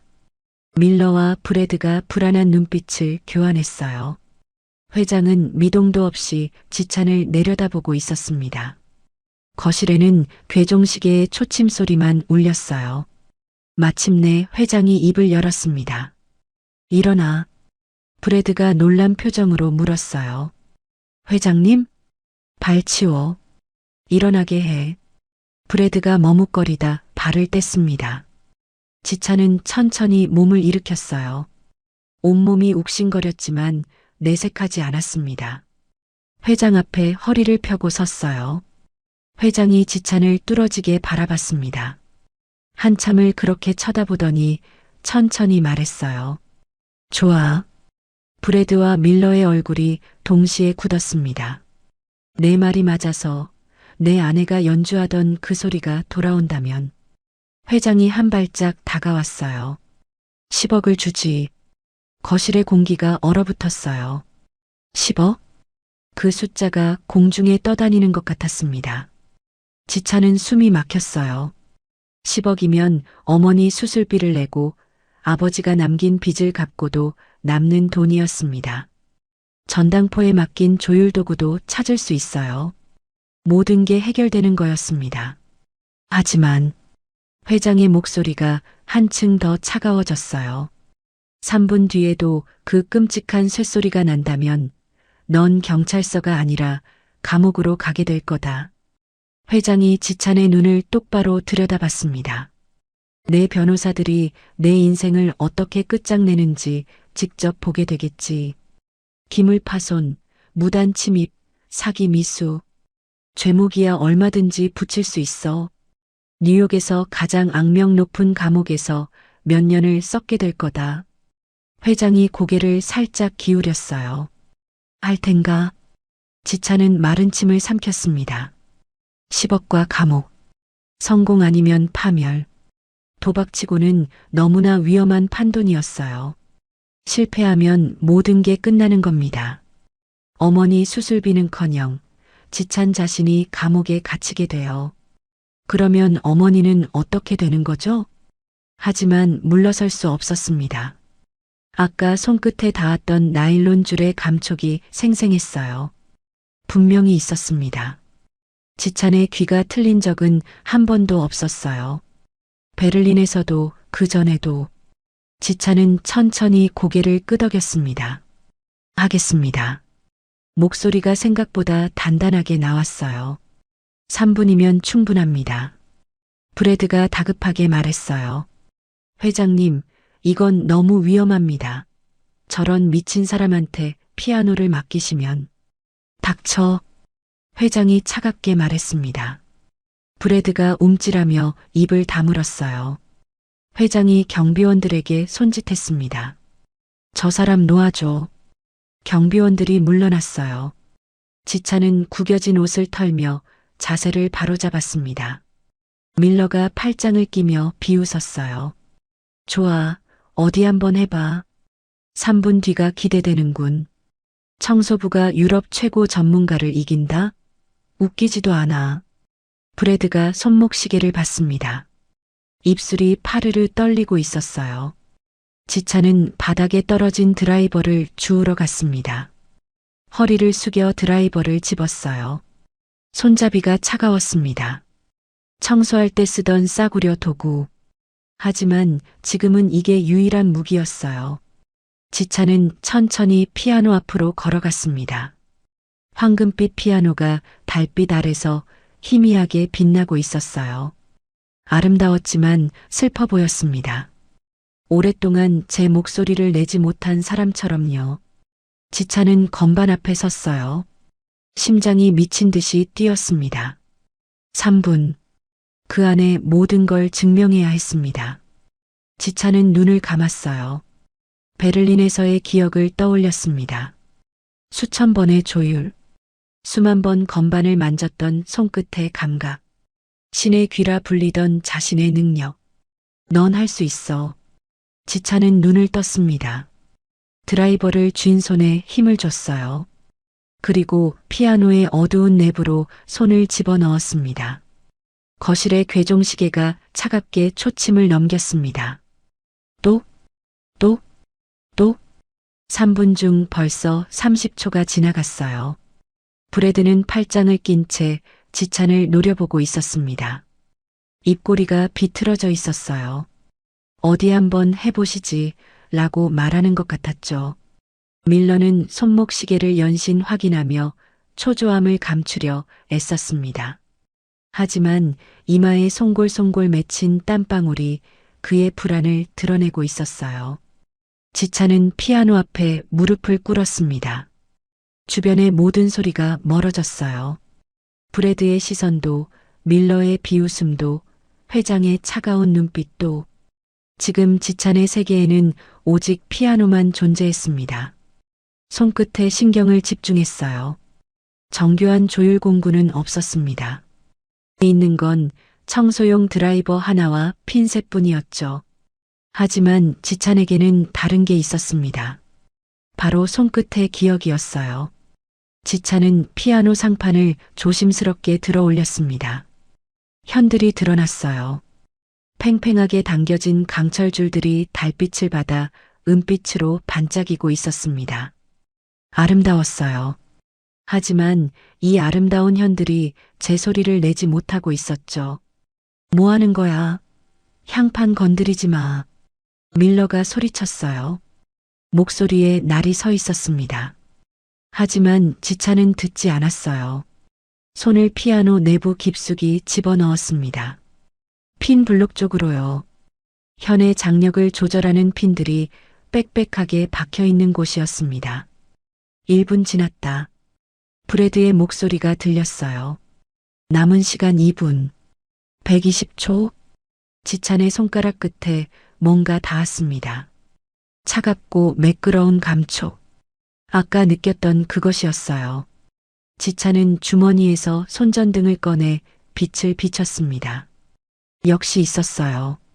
투명한 나일론 줄이 핀 사이에 교묘하게 감겨 있었습니다. 빛을 직접 비춰야만 겨우 보일 정도로 가늘었어요. 일반적인 조율사라면 평생 발견하지 못했을 겁니다. 오직 손끝의 감각과 신의 귀를 가진 사람만이 찾아낼 수 있는 정교한 장치였죠. 지찬은 핀셋을 꺼냈어요. 나일론 줄을 잡으려 했습니다. 하지만 줄은 강철 핀 사이에 단단히 고정되어 있었어요. 핀셋으로 집으려 해도 미끄러졌습니다. 줄이 너무 가늘었거든요. 1분 30초. 브래드의 목소리에 조소가 섞여 있었어요. 남은 시간 90초. 지찬의 이마에 땀이 맺혔습니다. 손가락이 미세하게 떨렸어요. 마음이 급해지려 했지만 억지로 진정시켰습니다. 조급하면 실수예요. 조율사에게 조급함은 금물이었습니다. 생각하라고. 지찬은 드라이버를 꺼냈어요. 얇은 일자 드라이버. 청소할 때 쓰던 싸구려 도구였죠. 하지만 지금은 이게 유일한 무기였습니다. 드라이버 끝을 핀 사이에 조심스럽게 밀어 넣었어요. 지렛대의 원리를 이용하기로 했습니다. 핀 사이에 틈을 만들어서 나일론 줄을 빼내는 거였어요. 하지만 조심해야 했습니다. 힘 조절을 잘못하면 현이 끊어질 수 있었어요. 수천만 원짜리 현이요. 그러면 진짜로 기물 파손이 되는 거였습니다. 0.5mm. 그 정도의 틈만 만들면 됐어요. 0.5mm. 머리카락 두께보다 조금 더 넓은 정도. 그 미세한 틈으로 나일론 줄을 빼내야 했습니다. 지찬은 숨을 멈추고 손가락에 힘을 줬어요. 천천히, 아주 천천히 드라이버를 돌렸습니다. 2분 지났다. 브래드가 외쳤어요. 남은 시간 60초. 지찬의 심장이 미친 듯이 뛰었습니다. 하지만 손은 멈추지 않았어요. 드라이버가 미세하게 움직였습니다. 핀 사이에 아주 작은 틈이 생겼어요. 조금만 더, 조금만 더. 30초 남았다. 브래드의 목소리가 승리를 확신하는 듯 들렸어요. 밀러가 비웃으며 말했습니다. 봐라, 안 된다고 했잖아. 저건 썩은 나무야. 아무리 만져봤자 소용없어. 지찬은 듣지 않았어요. 오직 손끝에만 집중했습니다. 틱! 작은 소리와 함께 뭔가가 풀리는 느낌이 들었어요. 팽팽하게 당겨져 있던 나일론 줄이 힘을 잃었습니다. 지찬은 핀셋으로 줄 끝을 잡아 천천히 빼냈어요. 투명한 줄이 손가락 사이로 미끄러져 나왔습니다. 10초. 브래드가 외쳤어요. 지찬은 재빨리 피아노 앞으로 돌아왔습니다. 의자에 앉을 시간도 없었어요. 서 있는 채로 건반 위에 손을 올렸습니다. 5, 4, 3, 2. 브래드가 카운트다운을 외쳤어요. 그의 목소리에는 승리의 확신이 담겨 있었습니다. 지찬의 손가락이 건반 하나를 깊게 눌렀습니다. 도. 순간 거실이 멈췄어요. 어제까지 들렸던 쇳소리는 사라졌습니다. 탁하고 막혔던 그 소리가요. 대신 맑고 깊은 울림이 피아노에서 터져나왔어요. 마치 맑은 호수에 돌을 던졌을 때 퍼져나가는 물결처럼 영롱하고 깨끗한 소리가 거실 전체를 가득 채웠습니다.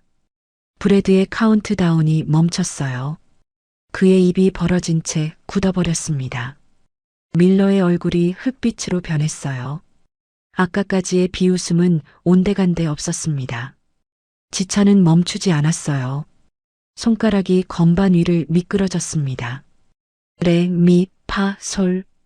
음들이 이어졌어요. 즉흥적인 선율이었지만 완벽한 화음이었습니다. 수년간 익힌 조율사의 손끝에서 음악이 흘러나왔어요. 황금 피아노가 노래하기 시작했습니다. 오랫동안 목이 막혀 있던 사람이 드디어 숨을 쉬는 것 같았어요. 억눌려 있던 소리가 터져나왔습니다. 맑고 풍부하고 깊은 울림. 베를린의 마에스트로들이 극찬했던 바로 그 소리였어요. 천상의 울림이라 불리던 그 음색이 뉴욕의 대저택 한복판에서 완벽하게 부활했습니다. 지찬의 손가락이 마지막 화음을 누르고 멈췄어요. 여운이 거실에 퍼졌습니다. 아무도 말이 없었어요. 숨소리조차 들리지 않았습니다. 밀러가 뒷걸음질 쳤어요. 그의 얼굴은 창백했습니다. 입술이 파르르 떨리고 있었어요. 브래드는 얼어붙은 듯 서 있었습니다. 눈이 휘둥그레져 있었어요. 손에 들고 있던 휴대폰이 바닥에 떨어졌지만 죽지도 않았습니다. 정적 속에서 누군가 움직였어요. 와서 회장이었습니다. 굳건히 서 있던 노인의 어깨가 미세하게 떨리기 시작했어요. 무너지지 않으려 버티던 둑이 금이 가는 것 같았습니다. 회장은 천천히 피아노 앞으로 걸어왔어요. 발걸음이 흔들렸습니다. 세계적인 사업가의 위엄은 사라지고 아내를 잃은 한 남자의 모습만 남아 있었어요. 회장이 떨리는 손으로 피아노를 어루만졌습니다. 마치 오래 떨어져 있던 사람을 다시 만난 것처럼 손가락이 황금빛 표면을 쓸어내렸어요. 이 소리야. 회장의 목소리가 갈라졌습니다. 마리아가 나에게 들려주던 바로 그 소리야. 회장의 무릎이 꺾였어요. 피아노 앞에 주저앉았습니다. 강인하던 노인의 눈에서 눈물이 흘러내렸어요. 소리 없이, 하지만 멈출 수 없이 눈물이 주름진 뺨을 타고 흘러 바닥에 떨어졌습니다. 마리아, 당신이 아직 여기 있었구나. 회장이 피아노에 이마를 기댔어요. 어깨가 들썩였습니다. 수십 년간 쌓아온 모든 그리움이 터져 나오는 것 같았어요. 지찬은 조용히 물러섰습니다. 숨을 내쉬었어요. 손이 떨리고 있었습니다. 긴장이 풀리면서 온몸에 힘이 빠졌어요. 해냈어.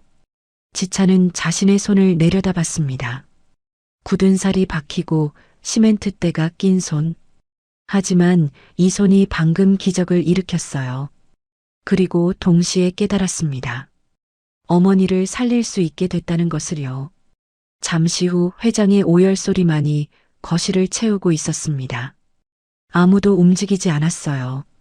밀러는 창백한 얼굴로 서 있었고 브래드는 떨어뜨린 휴대폰을 줍지도 못한 채 굳어 있었습니다. 경비원들도 어찌할 바를 모르고 서로를 바라볼 뿐이었어요. 피아노 앞에 무릎 꿇은 회장의 어깨가 계속 떨렸습니다. 평생을 강인하게 살아온 노인이 아이처럼 울고 있었어요. 세상을 떠난 아내의 목소리를 다시 들은 것처럼요. 그 정적을 깬 건 지찬의 목소리였습니다. 회장님, 지찬이 천천히 앞으로 나섰어요. 손에는 아까 피아노에서 빼낸 나일론 줄이 들려 있었습니다. 투명하고 가는 줄. 빛에 비춰야만 겨우 보이는 그것을 회장 앞에 내밀었어요. 이게 뭔가. 회장이 눈물을 훔치며 고개를 들었습니다. 지찬이 내민 것을 바라봤어요. 향판이 썩었다는 건 거짓말이었습니다. 지찬의 목소리는 차분했지만 단단했어요. 누군가 이 줄을 피아노 내부에 감아놨어요. 현의 장력을 틀어서 소리를 죽이려고요. 악기를 서서히 망가뜨려서 폐기처분하게 만들려던 겁니다.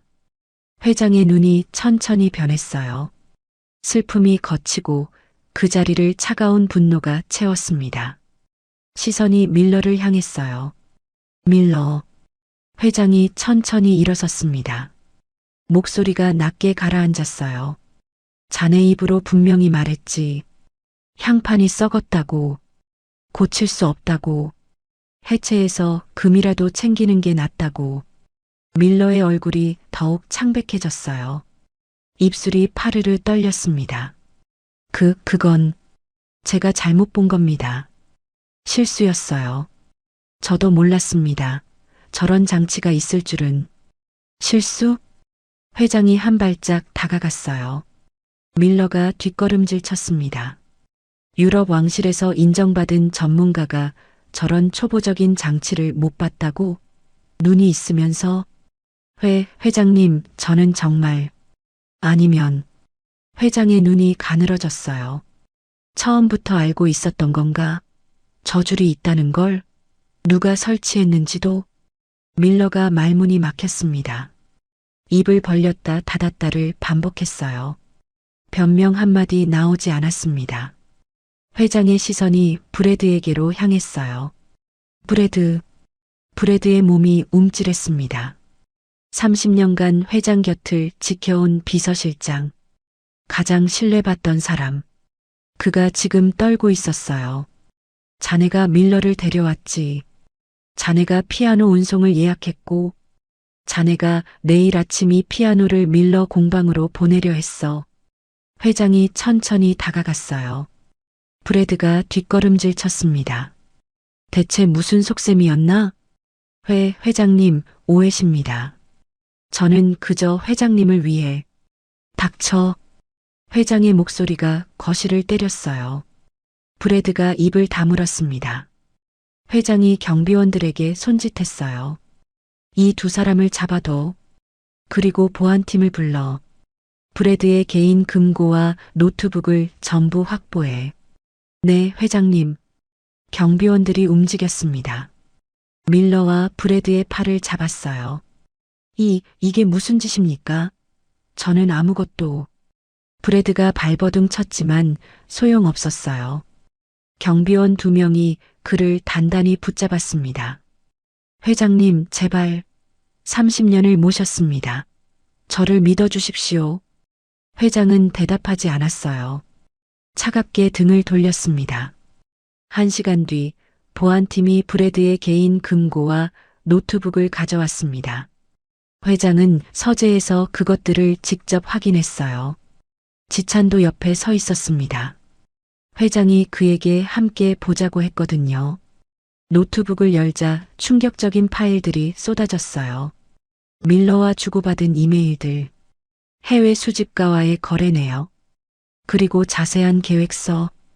회장의 얼굴이 점점 굳어졌습니다. 브래드의 계획은 치밀했어요. 첫 번째 단계, 피아노를 서서히 망가뜨린다. 가습기를 끄고 나일론 줄을 설치해서 소리를 죽인다.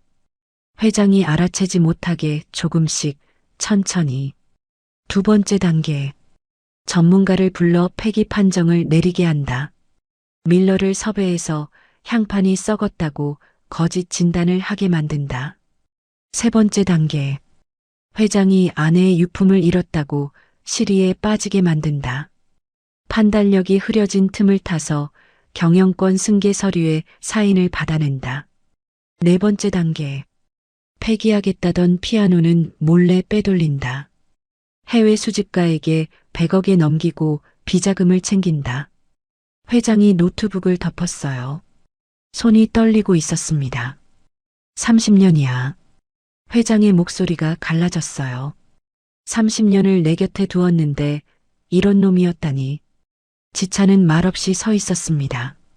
무슨 말을 해야 할지 몰랐어요. 회장이 전화기를 들었어요. 경찰에 신고해. 사기 미수, 횡령 모의, 기물 파손. 죄목은 얼마든지 붙일 수 있어. 밀러도 공범으로 처리하고. 전화를 끄는 회장이 창밖을 바라봤습니다. 새벽빛이 서서히 밝아오고 있었어요. 내 아내의 마지막 흔적까지 이용하려 했어. 회장의 어깨가 미세하게 떨렸어요. 마리아가 얼마나 아꼈던 피아노인데. 1시간 뒤 경찰이 도착했습니다. 밀러와 브래드는 수갑이 채워진 채 저택 밖으로 끌려나갔어요. 브래드는 끝까지 발버둥 쳤습니다. 회장님, 제발 용서해 주십시오. 평생 충성했습니다. 하지만 회장은 창가에 서서 등을 돌린 채 대답하지 않았어요. 저택의 인부들이 현관 앞에 모여 그 광경을 지켜봤습니다. 그들의 눈이 휘둥그레져 있었어요. 30년간 저택의 실세였던 브래드가 수갑을 찬 채 경찰차에 실려가고 있었습니다. 모두를 호령하고 위협하던 그 남자가요. 그리고 그 모든 일의 시작에는 자신들이 무시하고 비웃던 동양인 청소부가 있었어요. 청소부 주제에 피아노를 쳐다본다고 낄낄거리던 자신들. 미친놈 아니냐고 손가락질하던 자신들. 그가 저택의 실세를 무너뜨렸습니다. 경찰차가 떠난 뒤 거실에는 지찬과 회장만 남았어요. 날이 밝았습니다. 아침 햇살이 창문을 통해 쏟아져 들어왔어요. 황금 피아노가 그 빛을 받아 찬란하게 빛나고 있었습니다. 회장이 천천히 지찬에게로 돌아섰어요. 자네. 회장이 지찬을 뚫어지게 바라봤어요. 대체 정체가 뭔가? 청소부라고 들었는데 어떻게 저런 소리를 낼 수 있나? 어떻게 저 장치를 찾아낸 건가? 지찬은 잠시 침묵했어요. 자신의 손을 내려다봤습니다. 이 손은 원래 다른 일을 하던 손이었습니다. 지찬이 고개를 들었어요. 회장의 눈을 똑바로 바라봤습니다. 베를린 국립음대 수석 조율사였습니다. 성지찬이라고 합니다. 거실의 공기가 멈췄어요. 회장의 눈이 커졌습니다. 베를린 수석 조율사? 네. 한스 교수님 밑에서 배웠습니다. 회장의 표정이 복잡하게 변했어요. 놀라움, 당혹감, 그리고 뭔가 떠오르는 듯한 얼굴이었습니다. 한스 슈미트 말인가? 이번엔 지찬이 놀랐어요. 교수님을 아십니까? 회장이 천천히 고개를 끄덕였습니다. 40년 지기 친구야. 젊었을 때 비엔나에서 만났지. 내 아내 마리아를 소개해 준 것도 그 친구였어. 저는 몰랐습니다. 지찬이 솔직하게 말했어요. 교수님이 회장님과 아는 사이인 줄은요. 그저 좋은 자리가 있다고 청소부라도 일단 들어가 보라고 하셔서 온 겁니다. 회장이 잠시 생각에 잠겼어요. 그러더니 쓴웃음을 지었습니다. 한스 그 친구, 나를 너무 잘 알아. 회장이 창밖을 바라봤어요. 내가 얼마나 고집이 센지, 도움받는 걸 얼마나 싫어하는지. 자기 제자를 조율사로 보낸다고 했으면 내가 받아들였겠나? 브래드한테 전문가 있다고 큰 소리 치던 판에. 회장의 목소리에 자조가 섞여 있었어요. 그리고 아마 브래드를 의심했을 거야. 정식으로 조율사를 보내면 브래드가 막을 게 뻔하니까. 청소부로 들여보내서 내가 직접 보게 한 거지. 지찬은 아무 말도 하지 못했어요. 한스 교수의 얼굴이 떠올랐습니다. 전화기 너머로 담담하게 말하던 그 목소리가요. 피아노 곁을 떠나지 마라. 그 말 속에 이렇게 깊은 뜻이 있었던 겁니다. 회장이 한참 동안 지찬을 바라봤어요. 그리고 천천히 고개를 저었습니다. 내가 눈이 멀었구나. 회장의 목소리에 탄식이 섞여 있었어요. 천재 조율사에게 걸레를 쥐어줬어. 바닥을 닦게 했고 락스 냄새를 맡게 했어. 괜찮습니다, 회장님. 지찬이 조용히 대답했어요. 덕분에 저 피아노를 만날 수 있었으니까요. 지찬이 황금 피아노를 바라봤습니다. 아침 햇살을 받아 찬란하게 빛나는 그 악기를요. 그리고 사모님의 목소리를 되살릴 수 있었으니까요. 회장의 눈에 다시 눈물이 맺혔어요. 하지만 이번에는 슬픔이 아니었습니다. 감사였어요. 고맙네, 지찬. 회장이 지찬의 손을 잡았어요. 굳은 살 박힌 거친 손을요. 두 손으로 꼭 쥐었습니다. 자네가 내 아내를 다시 데려다 줬어. 지찬은 아무 말도 하지 않았어요. 그저 회장의 손을 마주 잡았습니다. 약속을 지켜야지. 회장은 주머니에서 접힌 종이 한 장을 꺼냈습니다. 지찬의 눈이 커졌어요. 그건 수표였습니다. 금액란에 적힌 숫자는 10억이었죠. 밖에 자네가 살린 건 피아노만이 아니야. 내 아내의 목소리, 그리고 나의 마지막 기억까지 살려냈어. 지찬의 손이 떨렸습니다. 수표를 받아들면서 눈시울이 붉어졌어요. 이 돈이면 어머니 수술비를 내고 아버지가 남긴 빚을 갚고도 남을 겁니다. 감사합니다, 회장님. 목소리가 갈라졌습니다. 고개를 깊이 숙였어요. 와서 회장은 지찬의 어깨를 가볍게 두드렸습니다. 고맙긴. 내가 고마운 거야. 잠시 침묵이 흘렀습니다. 햇살 속에서 황금 피아노가 반짝였어요. 어젯밤 그 맑은 울림이 아직도 귓가에 맴도는 듯했죠. 그리고 제안이 하나 있네. 회장의 눈빛이 진지해졌습니다. 이 피아노를 계속 관리해 줄 수 있겠나? 물론 정식 계약으로. 세계 최고의 조율사가 세계에서 가장 귀한 피아노를 돌보는 거지. 어떤가? 지찬은 잠시 말을 잇지 못했습니다. 청소부로 들어와서 바닥을 닦던 그가 이제 이 피아노의 공식 관리자가 되는 겁니다. 영광입니다. 짧게 대답했지만 그 목소리에는 수천 마디의 감정이 담겨 있었어요. 서울로 돌아온 날 병원 복도가 유난히 길게 느껴졌습니다. 지찬은 수술비 전액을 납부하고 어머니의 병실로 향했어요. 심장이 쿵쿵 뛰었습니다. 수술은 이미 끝났고 의사는 성공적이라고 말했지만 직접 어머니의 얼굴을 보기 전까지는 안심할 수 없었죠. 병실 문을 열었습니다.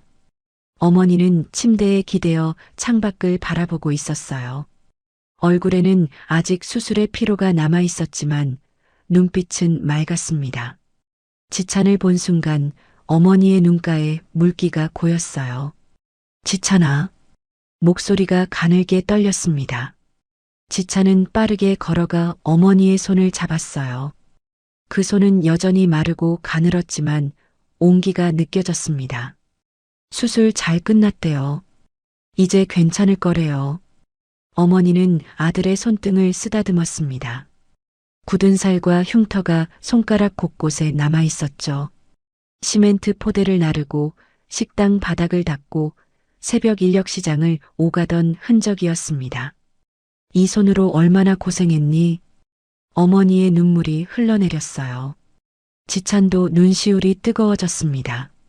하지만 웃어 보였어요. 이 손으로 피아노도 살렸어요. 그러니까 다 괜찮아요, 엄마. 어머니는 아들의 얼굴을 한참 바라보았습니다. 그리고 힘겹게 미소를 지었어요. 창밖으로 봄꽃이 피어 있었습니다. 병실 안에도 봄이 찾아온 것 같았죠. 일주일 뒤 어머니는 재활 치료를 시작했습니다. 한 달 뒤에는 병원 복도를 스스로 걸을 수 있게 되었어요. 지찬은 매일 전화를 걸었습니다. 뉴욕에서, 베를린에서, 어디에 있든 어머니의 목소리를 듣는 것이 하루의 시작이었죠. 1년이 흘렀습니다. 뉴욕 카네기 홀. 세계에서 가장 유명한 콘서트 홀의 무대 뒤는 고요했어요. 공연 시작까지 30분. 지찬은 그랜드 피아노 앞에 무릎을 꿇고 있었습니다. 손에는 익숙한 은색 조율 해머가 들려 있었어요. 1년 전 전당포에 맡겼던 바로 그 도구였죠. 수표를 받은 뒤 지찬은 가장 먼저 전당포로 향했습니다. 낡은 가죽 가방을 되찾았을 때 그 무게가 얼마나 그리웠는지 모릅니다. 가방을 열고 해머를 꺼내 들었을 때 손가락이 저절로 떨렸어요. 다시는 놓지 않겠다고 다짐했죠. 지금 그 해머가 다시 현 위를 두드리고 있습니다. 땡. 맑은 소리가 무대 뒤를 채웠어요. 지찬은 귀를 기울였습니다. 미세한 떨림, 음파의 잔향, 현의 긴장도. 모든 것이 손끝과 귀에 전해졌죠. 역시 신의 귀야. 뒤에서 익숙한 목소리가 들렸습니다. 고개를 돌리자 프레드리 바이스가 서 있었어요. 1년 전 베를린에서 함께 무대에 올랐던 그 피아니스트였습니다. 선생님의 피아노를 제가 조율하게 되다니 영광입니다. 지찬이 일어나며 말했어요. 프레드리히는 빙그레 웃었습니다. 영광은 나한테 있어. 세계 최고의 조율사가 내 피아노를 만져주는데. 두 사람은 잠시 마주 보았습니다. 1년 사이에 많은 일이 있었죠. 지찬은 베를린을 떠났고 바다까지 추락했고 다시 일어섰습니다.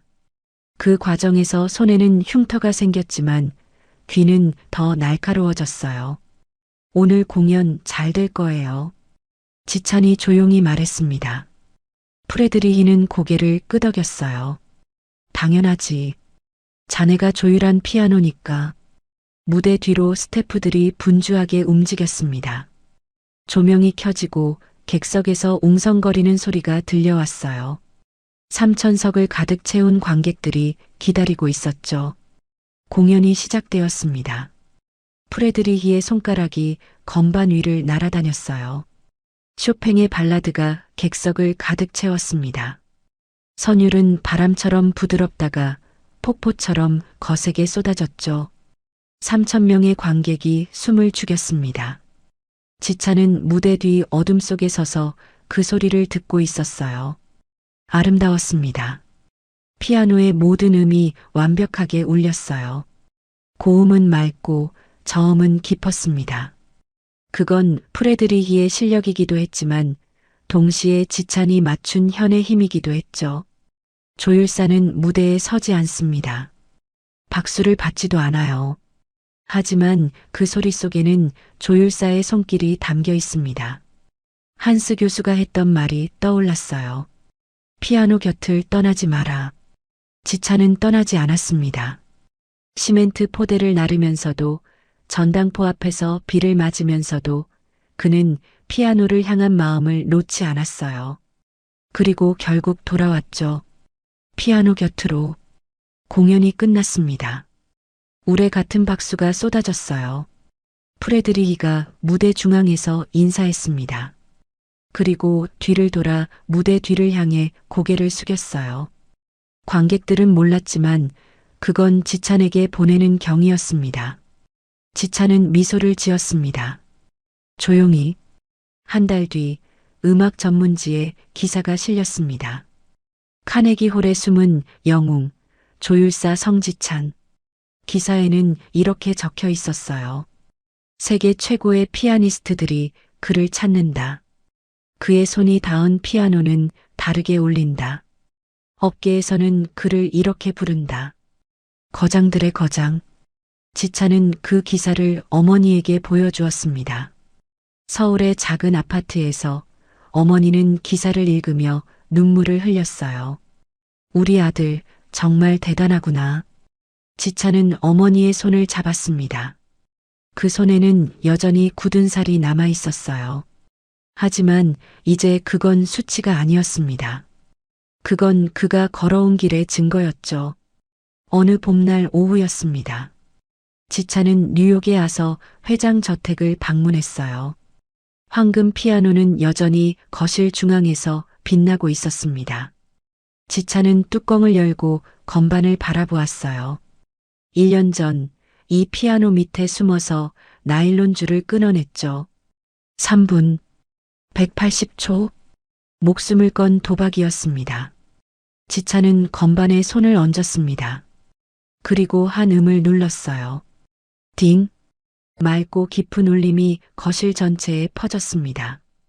그 소리에는 아서 회장의 아내 마리아가 사랑했던 따뜻함이, 지찬이 흘렸던 땀과 눈물이, 어머니를 향한 간절함이 담겨 있었어요.